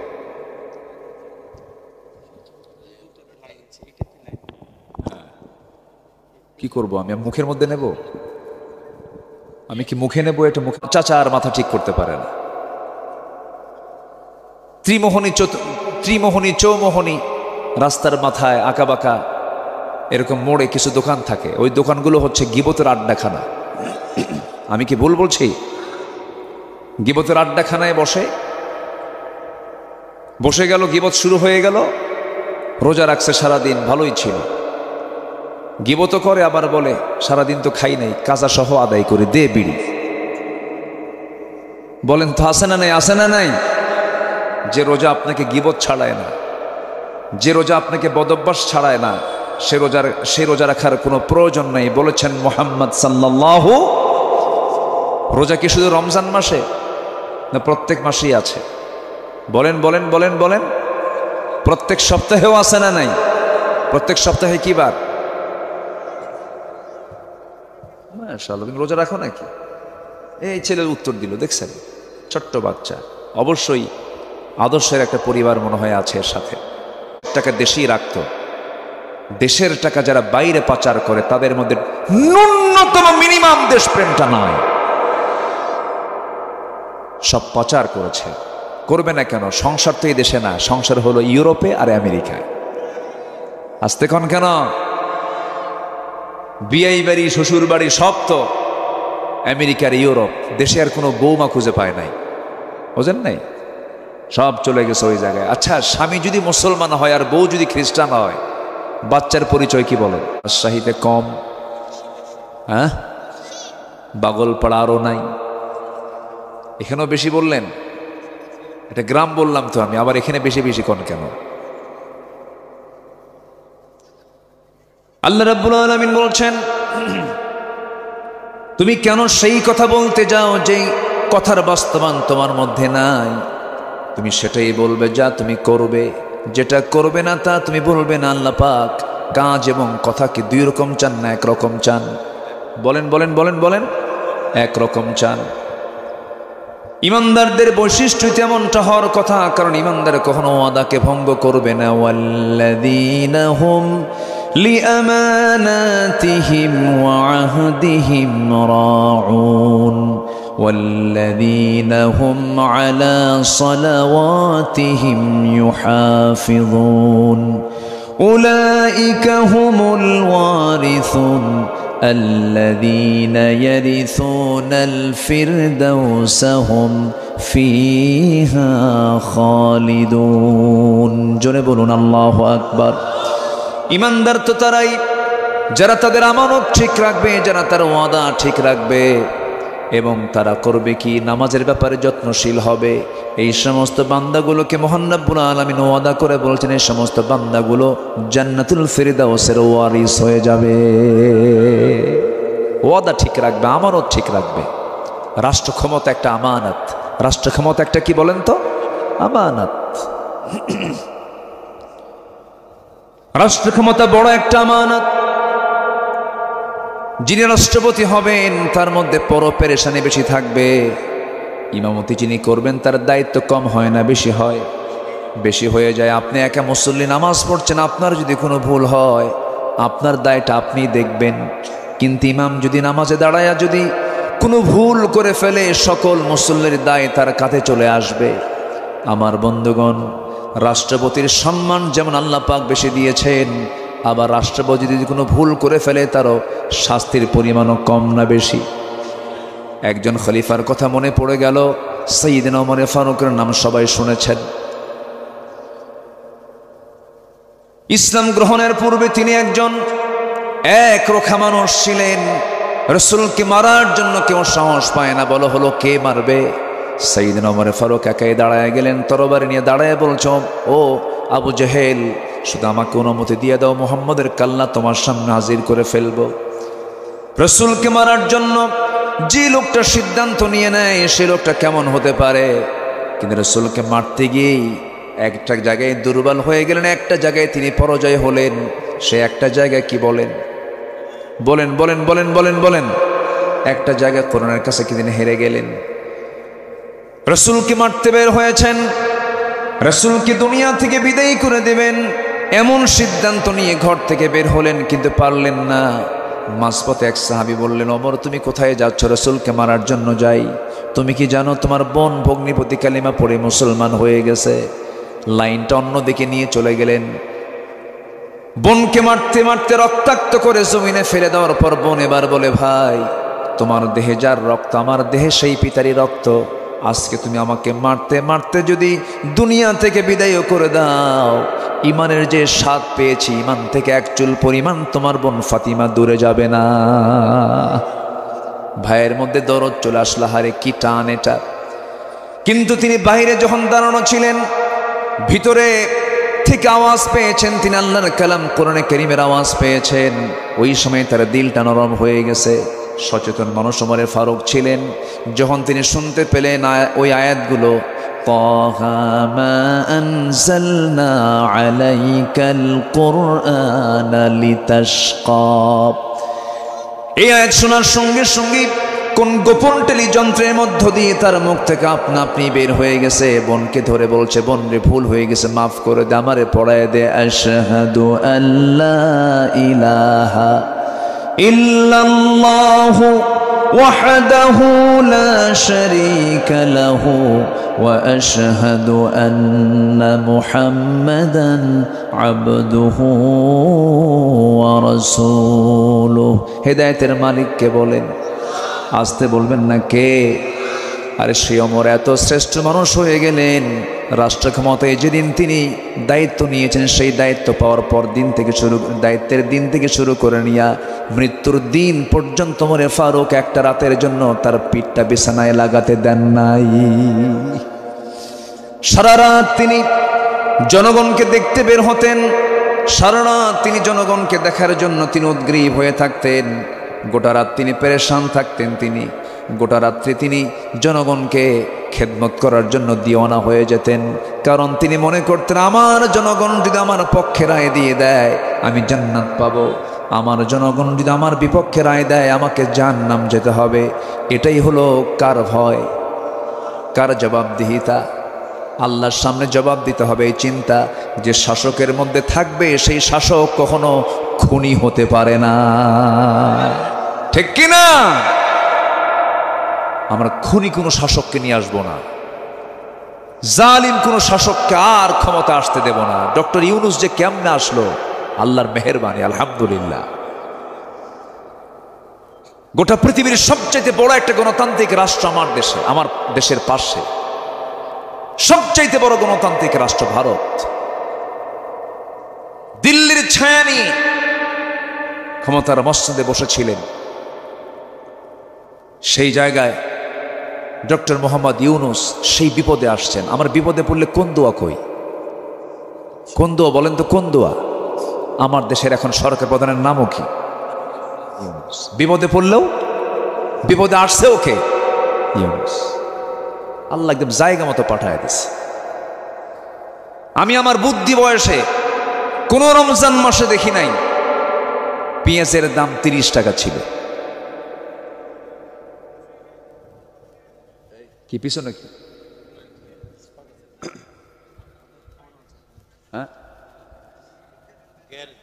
ও পিছনে গ্যারেজ না? আচ্ছা, একটু কথা বলা যাবে না? আপনার অত্যন্ত শান্ত মনের মানুষ, আমি খুবই আনন্দ পাচ্ছি আপনাকে পেয়ে। আলহামদুলিল্লাহ, জোরে বলি আলহামদুলিল্লাহ। খুবই আনন্দ পাচ্ছি। আমাকে সময় দিচ্ছেন তো সবাই ইনশাআল্লাহ? কারো কোনো কষ্ট হচ্ছে না তো? জি। হ্যাঁ, ফজর পর্যন্তই কন, আবার কম বলেন কেন? যা আছে কপালে, জানাজা সহ নয় হবে, এই তো খুব ভালো। আল্লাহ আপনাদের এই আগ্রহকে কবুল করুন, জোরে বলি আল্লাহুম্মা আমিন। সম্মানিত ভাইয়েরা, রমজান মাসে 30 টাকা কেজি পেঁয়াজ অকল্পনীয়। গত রমজানে ছিল হলো 150 টাকা, এবার হলো 30 টাকা। বিমান ভাড়া কি ওয়াজ শেষই হয়ে গেল। হ্যাঁ, কি হয়েছে? সাউন্ড খারাপ হচ্ছে, কোথায় কি হবে? আমি তো এই এরিয়ার মধ্যে আছি, আমি কি অন্য এরিয়া আছে? এই তো পাগল নাকি আল্লাহ ভালো জানে। কি করবেন আপনি? হ্যাঁ, কি করবেন? হ্যাঁ, দেন দেন দেন দেন, অন্তত মুখে দিবেন না তোমারে। হ্যাঁ, ঠিক আছে, আচ্ছা যান। ও চেষ্টা করতেছে, ওর উদ্দেশ্য ভালো, উদ্দেশ্য ভালো। আল্লাহ তুমি তার সকল কিছুতে বরকত দিয়ে দাও। কিন্তু সাউন্ডের মধ্যে আমি কোনো মজাই পাচ্ছি না। একটা সফট, একটা মিষ্টি মিষ্টি ভাববে, খালি মানে আমি সিন শব্দ উচ্চারণ করতেই পারি। সিন দেখেন না নিয়ে যায় কোন দিকে, বিকৃত হয়ে যাচ্ছে। সম্মানিত ভাইয়েরা, কি যেন, ও আচ্ছা, কি যেন বলতেছিলাম, ডক্টর ইউনূসের কথা বলছিলাম। পেঁয়াজ ও আদাসিহা ও বাসালিহা, বাসাল, হ্যাঁ। বিমান ভাড়া, যে বিমানের টিকিট গত বছর ছিল হলো 1.5 লক্ষ টাকা, সেই বিমান টিকিট এবছর 50,000 টাকা। কেন? কোনো সিন্ডিকেট চলবে না। পাসপোর্ট দেখাও, টিকিট নাও, কোনো সিন্ডিকেট করা যাবে না। বলেন ঠিক হতে পারে না দেশ? বলেন ঠিক হতে পারে না দেশ? অবশ্যই পারে, অবশ্যই দেশ ঠিক হয়ে যাবে। কেন হবে না? শুধুমাত্র কোরআনওয়ালাদের হাতে শুধু দেশটা দিয়ে দেন, কোরআনওয়ালাদের হাতে, যারা কোরআন চায়। আল্লাহর কসম করে বলছি, গোটা পৃথিবীর একটি আদর্শ রাষ্ট্রে পরিণত হবে আমার সোনার বাংলাদেশ। আল্লাহর ওয়াদা, লা ফাতাহনা আলাইহিম। নচেত তোরা বিল্ডিং বানাবি, আমি থাইল্যান্ডের মতো একটা করে ধাক্কা মেরে ভূমিকম্প দিয়ে বসায় দেব। কি আসে না এরকম রেকর্ড হয় নাই? এটা জানেন না আপনারা? জানেন না কি হয়ে গেল? থাইল্যান্ড, মায়ানমার, এই তো পার্শ্ববর্তী দেশ মায়ানমার, পার্শ্ববর্তী দেশ থাইল্যান্ড, পাশাপাশি, বেশি দূর নাই কিন্তু। আমার আপনার বাড়ির কাছাকাছি আসতে সময় লাগবে না। আল্লাহ একটু ইঙ্গিত দিচ্ছেন, ভালো হ, নাচানাচি করবি, আমিও নাচানাচি করব। কথা বোঝেন নাই?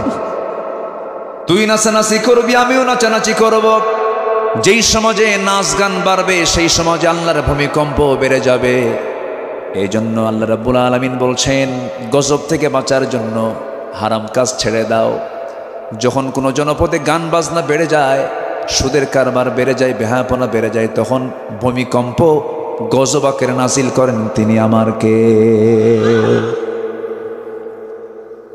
আমার বন্ধুগণ, মূল্যায়নের দিকে আবার চলে আসি। আমরা কথা যা বলবো, কাজটা তাই করব। কথার সঙ্গে কাজ মিলায় নেব, সেই বান্দা জান্নাতি হয়ে যাবে। মুখ থেকে মিথ্যা কথা বলবো না।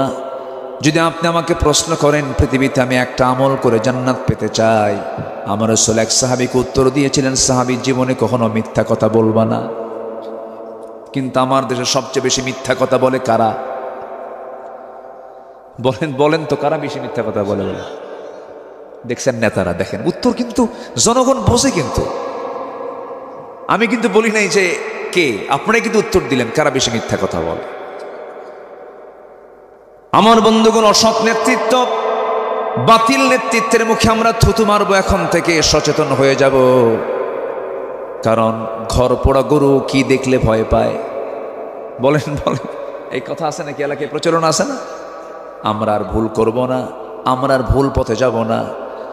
আমার বন্ধুগণ, সেই ধরনের ব্যক্তি কি দেখতে চাই যাদের কথা, যাদের দিকে তাকালে পরে ওমর ফারুকের কথা মনে হয়ে যায়, যাদের কথা কাজ এক ছিল, রাতের আধারে সব ঘুমিয়ে পড়ে আর অর্ধ দুনিয়া শাসন করত ওমর ফারুক জনগণকে দেখার জন্য রাস্তায় রাস্তায় ঘোরে।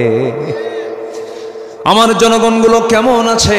কারণ জনগণ যদি সেদিন ক্লেম দিয়ে দেয়, অভিযোগ দিয়ে দেয় আমাকে জাহান্নাম যেতে হবে, তিনি বসে আছেন। একদিন তার পাশে একজন সাহাবী হাদিস বর্ণনা করছে, যার ভিতরে যারা পরিমাণ অহংকার কাজ করবে সেই ব্যক্তি জাহান্নামী।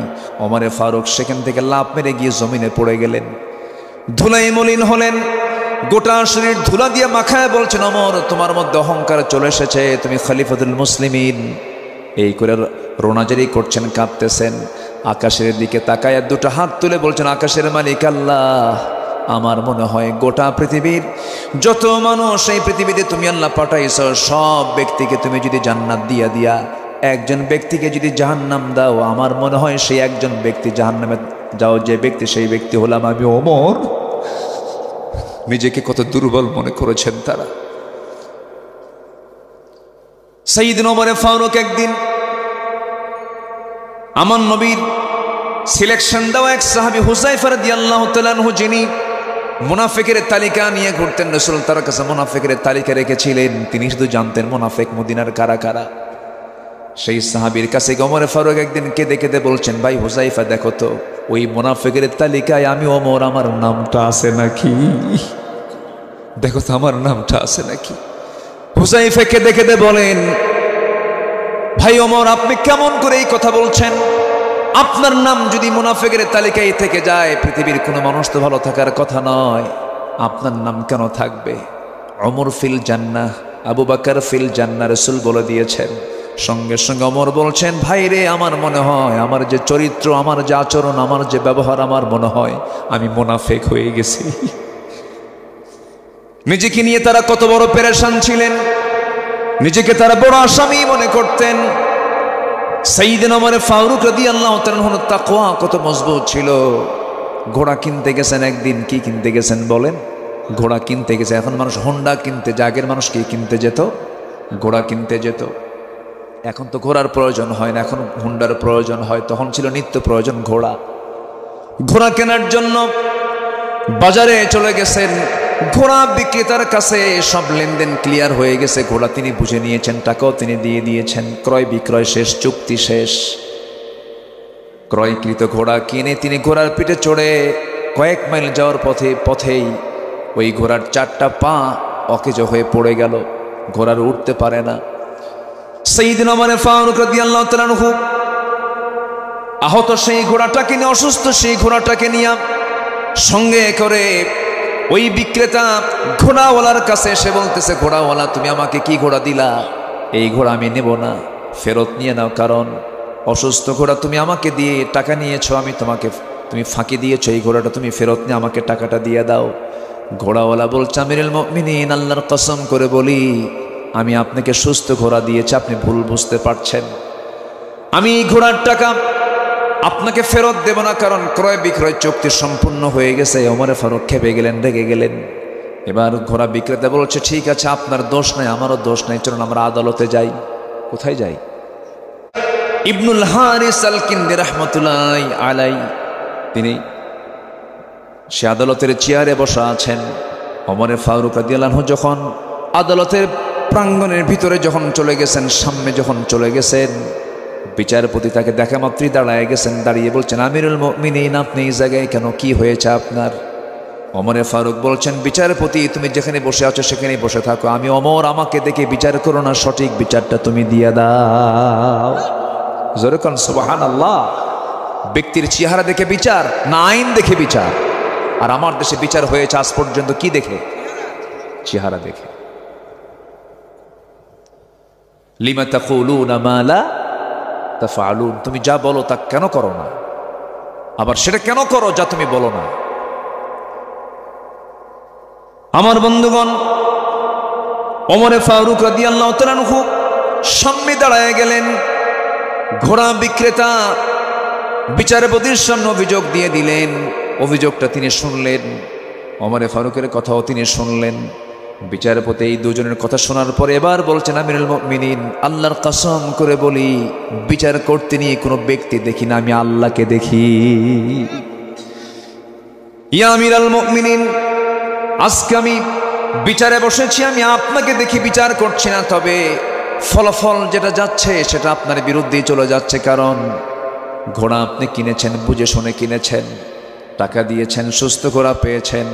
আপনি ওমর ফারুক আমার সামনে কিনে আছেন, সুস্থভাবে যে আপনি বাড়ি পর্যন্ত ফিরবেন তার কি কোনো গ্যারান্টি আছে নাকি? নাই।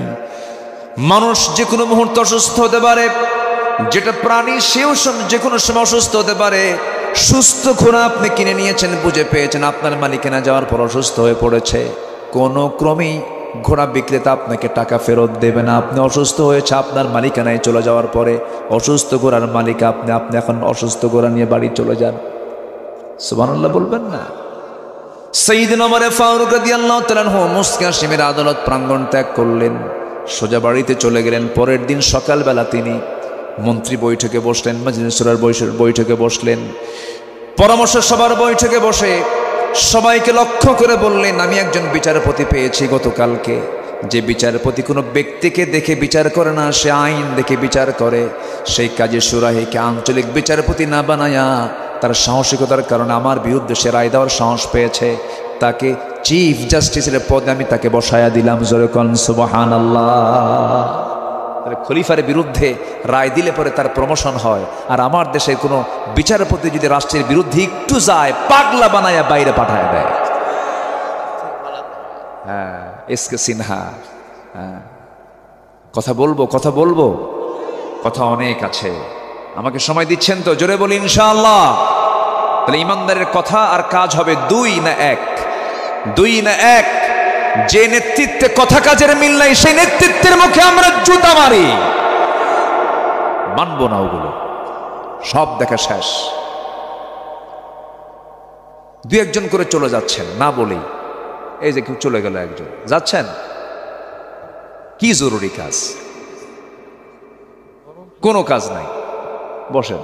গরম তো, গরমে থাকলে তো ঘামই চলে যায়, ও নিচ দিয়ে যাবে কখন? বসেন, একটু বসেন না। শীতকালে একটু সমস্যা হয়, শীতকালে সমস্যা, গরমে তো সুবিধা। জি, একটু বসেন। এই যে বলতেছে তাও যাচ্ছে, একটু বসেন না। আল্লাহ তুমি কবুল করো, জোরে বলি আমিন। বলেন তো এই মুহূর্তে এর চাইতে শ্রেষ্ঠ বরকতময় জায়গার দ্বিতীয়টা আছে কোথাও? তো এই জায়গা আপনি ছাড়বেন কেন? আমরা দোয়া করে যাব, জোরে বলি ইনশাআল্লাহ।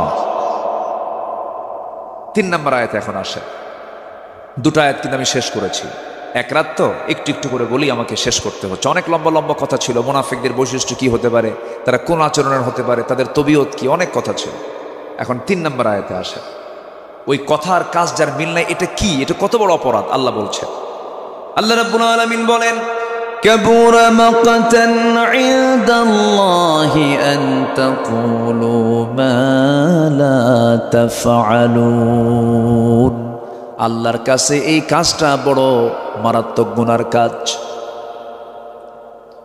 মুনাফিককে আল্লাহ রাব্বুল আলামিন মাফ করবেন না।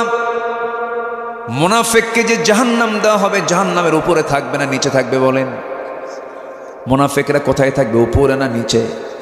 উপরে, মাঝখানে না নিচে? নিচে থাকবে, সবার নিচে। মুনাফিককে দিয়ে আল্লাহ পাক জাহান্নাম উদ্বোধন করবেন। ইন্নাল মুনাফিকিনা ফিদ দারকিল আসফালি মিনান নার ওয়া লা তাজিদ লাহুম নাসীরা। তাদের কোনো সাহায্যকারী থাকবে না, তারা চিরকাল জাহান্নামের মধ্যে অবস্থান করবে মুনাফিকেরা। এরপর আল্লাহ রাব্বুল আলামিন এবার বলছেন, সুন্দর করে বলছেন, নিঃসন্দেহে আমি আল্লাহ তাকেই সবচেয়ে বেশি ভালোবাসি যারা ভ্রাতৃত্বের বন্ধনে আবদ্ধ হয়। জোরে বলেন সুবহানাল্লাহ। আমরা এক হয়ে যাব, জোরে বলি ইনশাআল্লাহ। এক গ্রামে 7টা মসজিদ বানাবো। হ্যাঁ, বানায় বানায়, আছে কিনা বলেন? মসজিদের মধ্যে ঢুকে একটা গন্ডগোল করে, তোর দাদার জায়গায় আমি নামাজ পড়বো, আমার দাদার জায়গায় আমি নামাজ পড়বো। কি আছে না, আছে না নাই বলেন তো? এটা কি একতার লক্ষণ? মসজিদ বেশি দরকার না মুসল্লি বেশি দরকার? এখন আমার দেশে কি বেশি?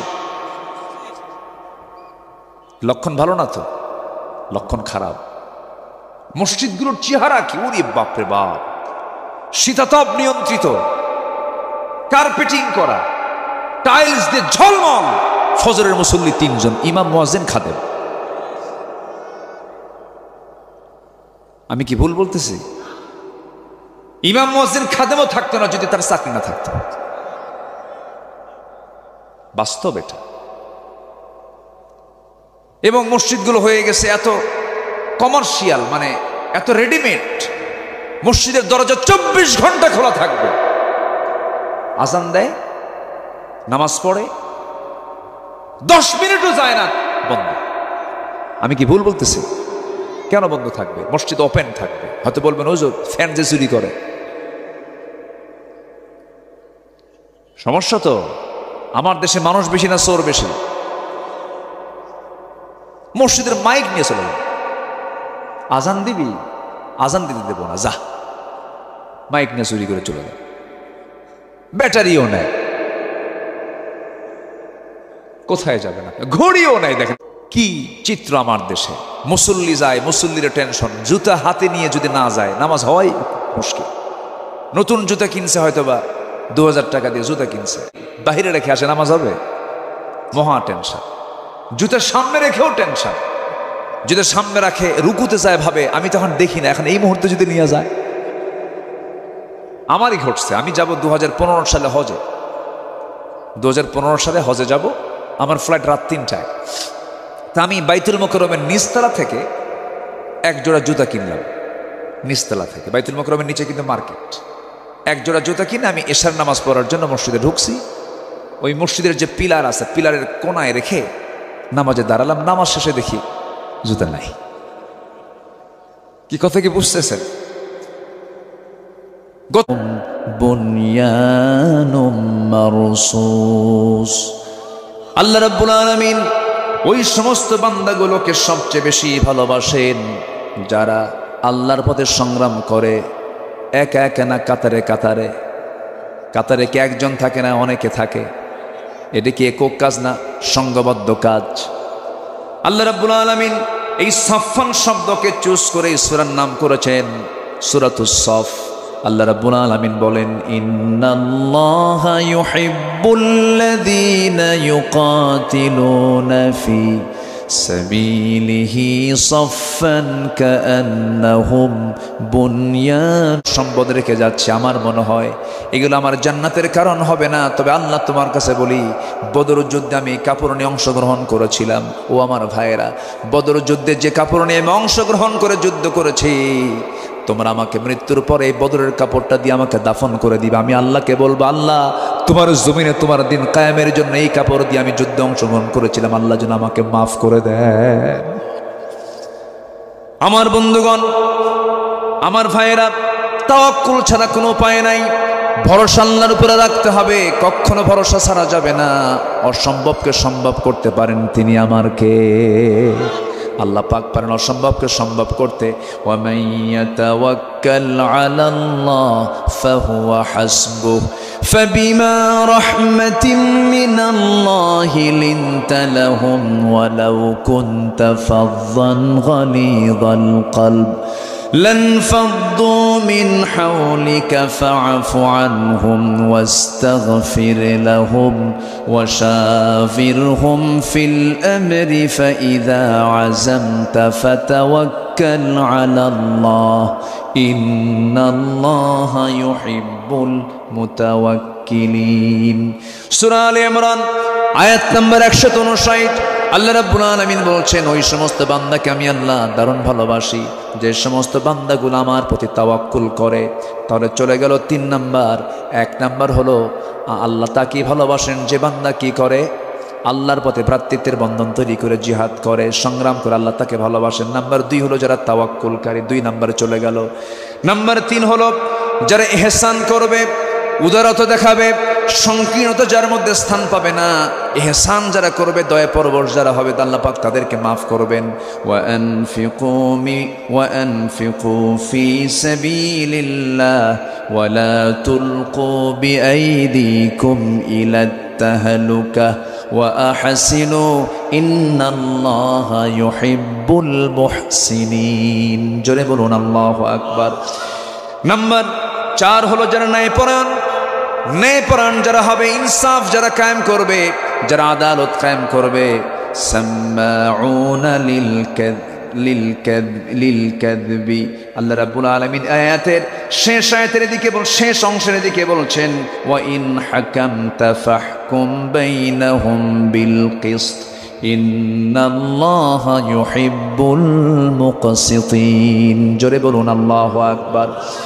এরপরে নাম্বার 5 হলো ওই সমস্ত বান্দাগুলোকে আল্লাহ রাব্বুল আলামিন ভালোবাসেন যারা মুত্তাকি হবে। আল্লাহ রাব্বুল আলামিন বলেন, ইন্নাল্লাহা ইউহিব্বুল মুত্তাকিন। নাম্বার 6 হলো যারা ধৈর্য ধরবে কার উপরে? আসতে বলুন, ধৈর্য ধরবে কার উপরে? বিপদে পড়লে কার নাম? সুদিনে কার নাম? অসুস্থতায় কার নাম? সুস্থতায় কার নাম? যে কোনো সময় আল্লাহর নাম ভুলে যাওয়া যাবে না। সুখে হোক, দুঃখে হোক, আপদে হোক, বিপদে হোক, যে অবস্থায় হোক না কেন, আল্লাহর স্মরণ কখনো 1 সেকেন্ডের জন্য বাদ দেওয়া যাবে না। ধৈর্যের পরিচয় দিতে হবে। কারণ আল্লাহ রাব্বুল আলামিন বলছেন, আমার কাছে সাহায্য চাইলে পরে শর্ত হলো ধৈর্য নিয়ে সাহায্য চাইতে হবে। ওয়াস্তাঈনু বিস-সাবরি ওয়াস-সালাহ ইন্নাল্লাহা মা'আস-সাবিরিন। আল্লাহ পাক আরেক জায়গায় বলছেন, ওয়াল্লাহু ইউহিব্বুস-সাবিরিন। জোরে বলুন আল্লাহু আকবার। 6টা চলে গেল। মনে থাকবে সবার কি মনে থাকবে? আল্লাহ ভালোবাসেন কয় শ্রেণীকে? বলেন, কয় শ্রেণীকে বলেন? 1 নম্বর হলো যারা ভ্রাতৃত্বের বন্ধনে আবদ্ধ হয়ে আল্লাহর পথে যারা সংগ্রাম করবে, আল্লাহ তাদেরকে ভালোবাসেন। নাম্বার 2 হলো তাওয়াক্কুল করবে যারা আল্লাহর প্রতি, তাদেরকে ভালোবাসেন। এরপরে নাম্বার 3 ইহসান করবে যারা, তাদেরকে ভালোবাসেন। নাম্বার 4 হলো ন্যায়পরায়ণতা যারা প্রতিষ্ঠা করবে, আল্লাহ তাদেরকে ভালোবাসেন। নাম্বার 5 হলো মুত্তাকি, যারা তাদেরকে ভালোবাসেন। নাম্বার 6 হলো ধৈর্য, যারা ধরবে আল্লাহ পাক তাদেরকে ভালোবাসেন। 7 নাম্বার এবং 8 নাম্বার হলো ইন্নাল্লাহা ইউহিব্বুত তাওয়াবিন ওয়া ইউহিব্বুল মুতাতাহহিরিন। আল্লাহ রাব্বুল আলামিন নাম্বার 7 হলো তওবাকারীকে দারুণ ভালোবাসেন। জোরে বলি সুবহানাল্লাহ। তওবা করব কার কাছে? আসতে বলবেন না, কার কাছে? তওবা কি মাসে একবার করব নাকি? কেমন করে করবেন বলেন? হ্যাঁ, ফাইন একটা কথা বলেন, সর্বক্ষণ। আমার রাসূল বলেন তুবু ইলাল্লাহ ফাইন্নী আতুবু ফিল ইয়াউমি মিআত মাররা। তোমরা আল্লাহর কাছে তওবা করো, আমি রাসূল দিনে 100 বারেরও বেশিবার তওবা করি। যেরকম সুবহানাল্লাহ। তওবা করব কার কাছে বলেন তো? আল্লাহর কাছে। আল্লাহর কাছে মাফ চেয়ে নেব। মাফ করে দিবেন কে? মাফ চাইতে কোনো মিস করা যাবে না, যে কোনো সময় মাফ চেয়ে নিতে হবে, কারণ মরণ যখন তখন আসতে পারে। নাম্বার 8 হলো পবিত্রতা অর্জনকারীকে আল্লাহ রাব্বুল আলামিন দারুণ ভালোবাসেন। আমার মাদের কিনালকে বলি, মাদের একটা সমস্যা হলো, আল্লাহ রাব্বুল আলামিন মাদের একটা সমস্যা আছে, যে প্রবলেমটা মাদের ন্যাচারাল প্রবলেম, নামাজও পড়তে পারে না, রোজাও রাখতে পারে না, এমন একটা কন্ডিশন মাসে কিছু সময় থেকে যায়।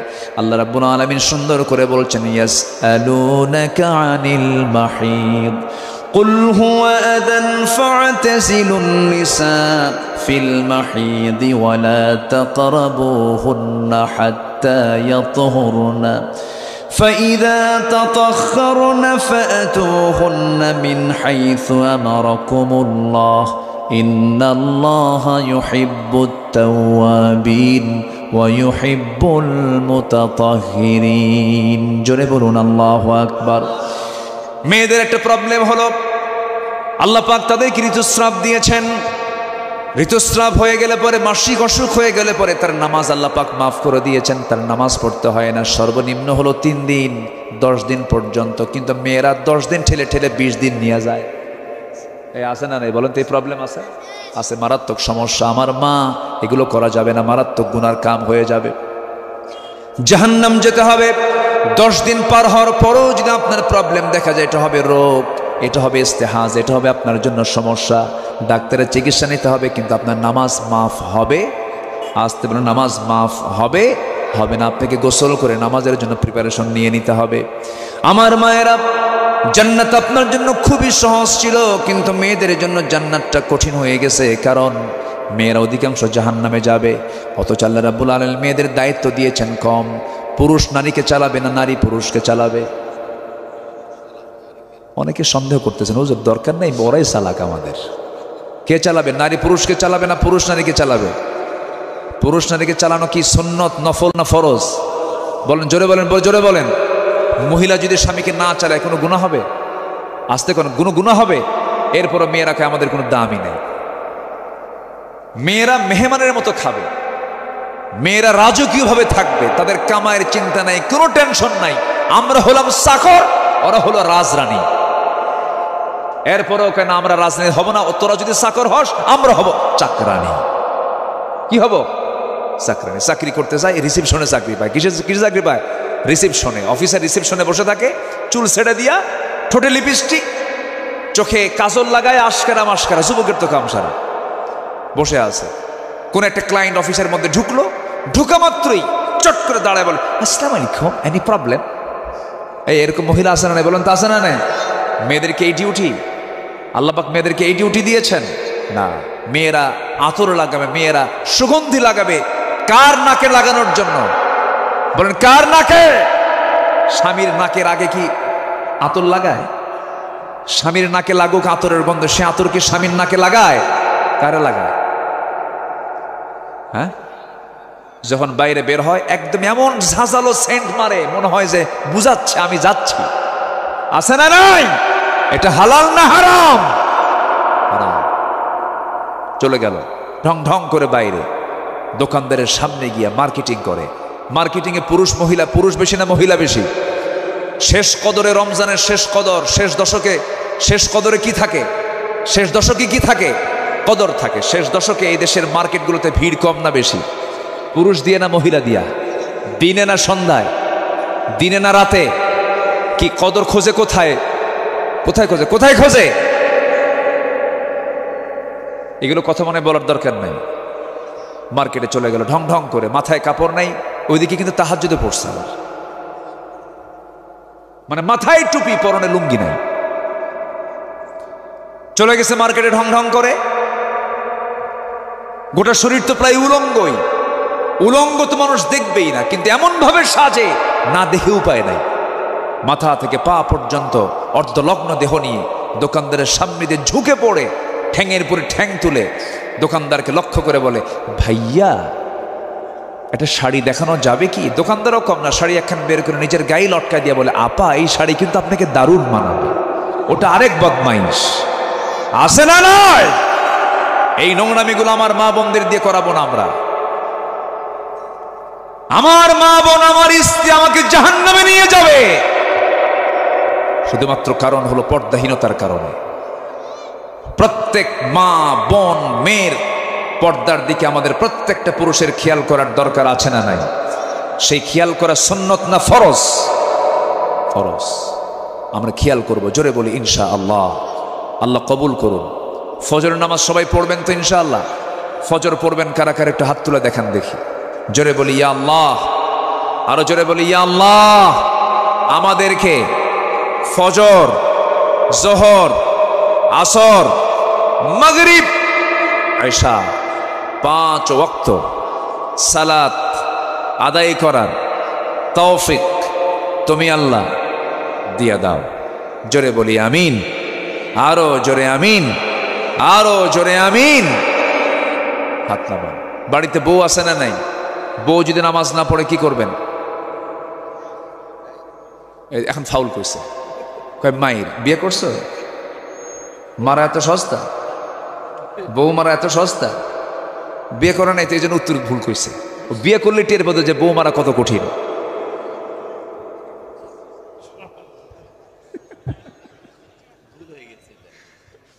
ভুল তো করবেই, বিয়ে তো করে নাই, এটাই তো ঠিক আছে। বউকে মারা যাবে না, বউকে মারা যাবে না। রাসূল কোন স্ত্রীকে মেরেছেন এমন কোন রেকর্ড নাই। বউকে মারবেন কেন? যারা বউকে মারে ওই পরিবারে কখনো শান্তি হয় না। ছেলের সামনে মারলে ওই ছেলে বড় হয়ে বাপকে মারবে। ও মায়ের শিখেছে যে, বুঝলেন নাই? আমার মারই মারে, থাম তোরেও মারি, এই ঠিক না। তাও মারা যাবে না, তাও ঠিক ঠিক কি আবার মারা যাবে না। বাপ মার কোনো বিচার সন্তান করতে পারে না। পৃথিবীর কোন আদালতে সন্তান কোনোদিন বাবার বিরুদ্ধে মামলা দিতে পারে না। কি ঠিক আছে না? কখনো না, নট অ্যালাউড। আমার নবীর সামনে এক সাহাবী এসে বলে, হুজুর আমার বাপ না এই, আর কইবি না কিছু। শুনতেনই না রাসূল। রাসূল শুনতেন না কোনো অভিযোগের কথা, কারণ সন্তান এবং বাবা এমন একটা জায়গার নাম, সন্তানকে যদি বাবা দিল থেকে দোয়া করে দেয় তার জন্য জান্নাত ওয়াজিব হয়ে যায়। আবার যদি বাপ মা যদি দিল থেকে সন্তানকে যদি বদদোয়া দিয়ে দেয় তার জন্য জাহান্নামটা ওয়াজিব হয়ে যায়। হুমা জান্নাতুকা ওয়া নারুকা। এই জন্য বাপ মা এমন একটা সেক্টরের নাম, বাপ মা খুশি আর শাজিম খুশি। জোরে বলেন সুবহানাল্লাহ। বাপ বড় না মা বড়? এটা উত্তর ফাইন দিছে তো। বাপ বড় না মা বড়? বাপ বড়। দেখছেন, এ তো প্যাঁচ লাগাই দিচ্ছে, দেখতেছেন। ভালো করে বলেন, বাপ বড় না মা বড়? ও ভাবছে বয়স, বুঝলেন? তবে উত্তর কিন্তু এটাই রাইট। থামেন, বলতেছি, এরা রাইট বানায় দেবো আজকে। বাপ বড় না মা বড়? মা বড়। আচ্ছা, বাপ মা, আমার আব্বা মসজিদে যা নামাজ পান নাই, আমার বাবা মসজিদে গিয়ে জামাতে নামাজ পড়তে পারেন নাই, কিন্তু জামাতে নামাজ তিনি ছাড়াবেন না। বাড়িতে আসছেন, ছেলে পেলেও কেউ নাই। বউকে বললো, বউ জামাতে নামাজে দাঁড়াবো, নামাজ পড়ি, জামাতে নামাজ পড়ি। বউ তুমি নামাজ পড়াও নাকি? বউ ইমাম হবে না স্বামী ইমাম হবে? তাহলে বাপ ইমাম হবে না মা ইমাম হবে? বড়কে এখন বাপ কইছে।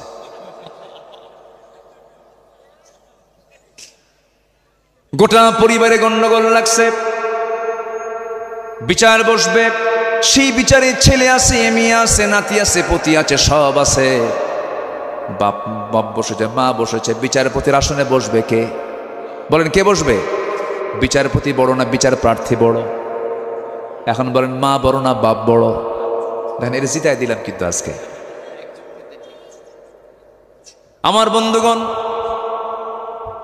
না সমস্যা নাই, আমার বন্ধুগণ, আমি এখানে কাউকে ছোট চোখে দেখছি না। মাও বড়, বাবাও বড়, তবে হ্যাঁ, মার চাইতে বাবা হলেন বড়, আর মা হলেন মর্যাদার দিক থেকে বাবা বড়, বাবার মর্যাদা বেশি, মায়ের হকটা বেশি। আল্লাহ পাক হকের কথা বলে দিয়েছেন, হক বাড়িয়ে দিয়েছেন বাবার চাইতে 3 গুণ বেশি। মান্না হাক্কা বিহসনি সোহাবাতি, আমার জন্য সবচেয়ে উত্তম হকদারকে আমার রাসূল বলেন তোমার মা, তোমার মা, তোমার মা, তোমার বাবা। হকের দিক থেকে, কিন্তু সম্মানের দিক থেকে আল্লাহ রাব্বুল আলামিন মার চাইতে বাবার মর্যাদা বেশি বাড়ায় দিয়েছেন। জোরে করুন সুবহানাল্লাহ। আল্লাহু আকবার। মা আমার জায়গায়, মার হকটা কেন বেশি? মা দুধ খাওয়ান, মা ডেলিভারির যন্ত্রণা সহ্য করেন, মা 9টা মাস জীবন্ত মানুষ আর একজন জীবন্ত মানুষের পেটে টানেন। এই কষ্টগুলো বাপকে করতে হয় না, এটার জন্য 3 গুণ বেশি। তাফসীর আসছে, ব্যাখ্যায় আসছে। কিন্তু মর্যাদার দিক থেকে আপনি যদি বলেন বাবার মর্যাদা বেশি না মায়ের মর্যাদা বেশি, আল্লাহ রাব্বুল আলামিন বাবার মর্যাদাই বাড়ায় দিয়েছেন। জোরে করুন সুবহানাল্লাহ। অর্থাৎ বাপ মা দুজন হলেন 2 চোখের মণি। সুবহানাল্লাহ বলেন। বাপ মাকে সমান চোখে দেখবো আমরা, জোরে বলি ইনশাআল্লাহ।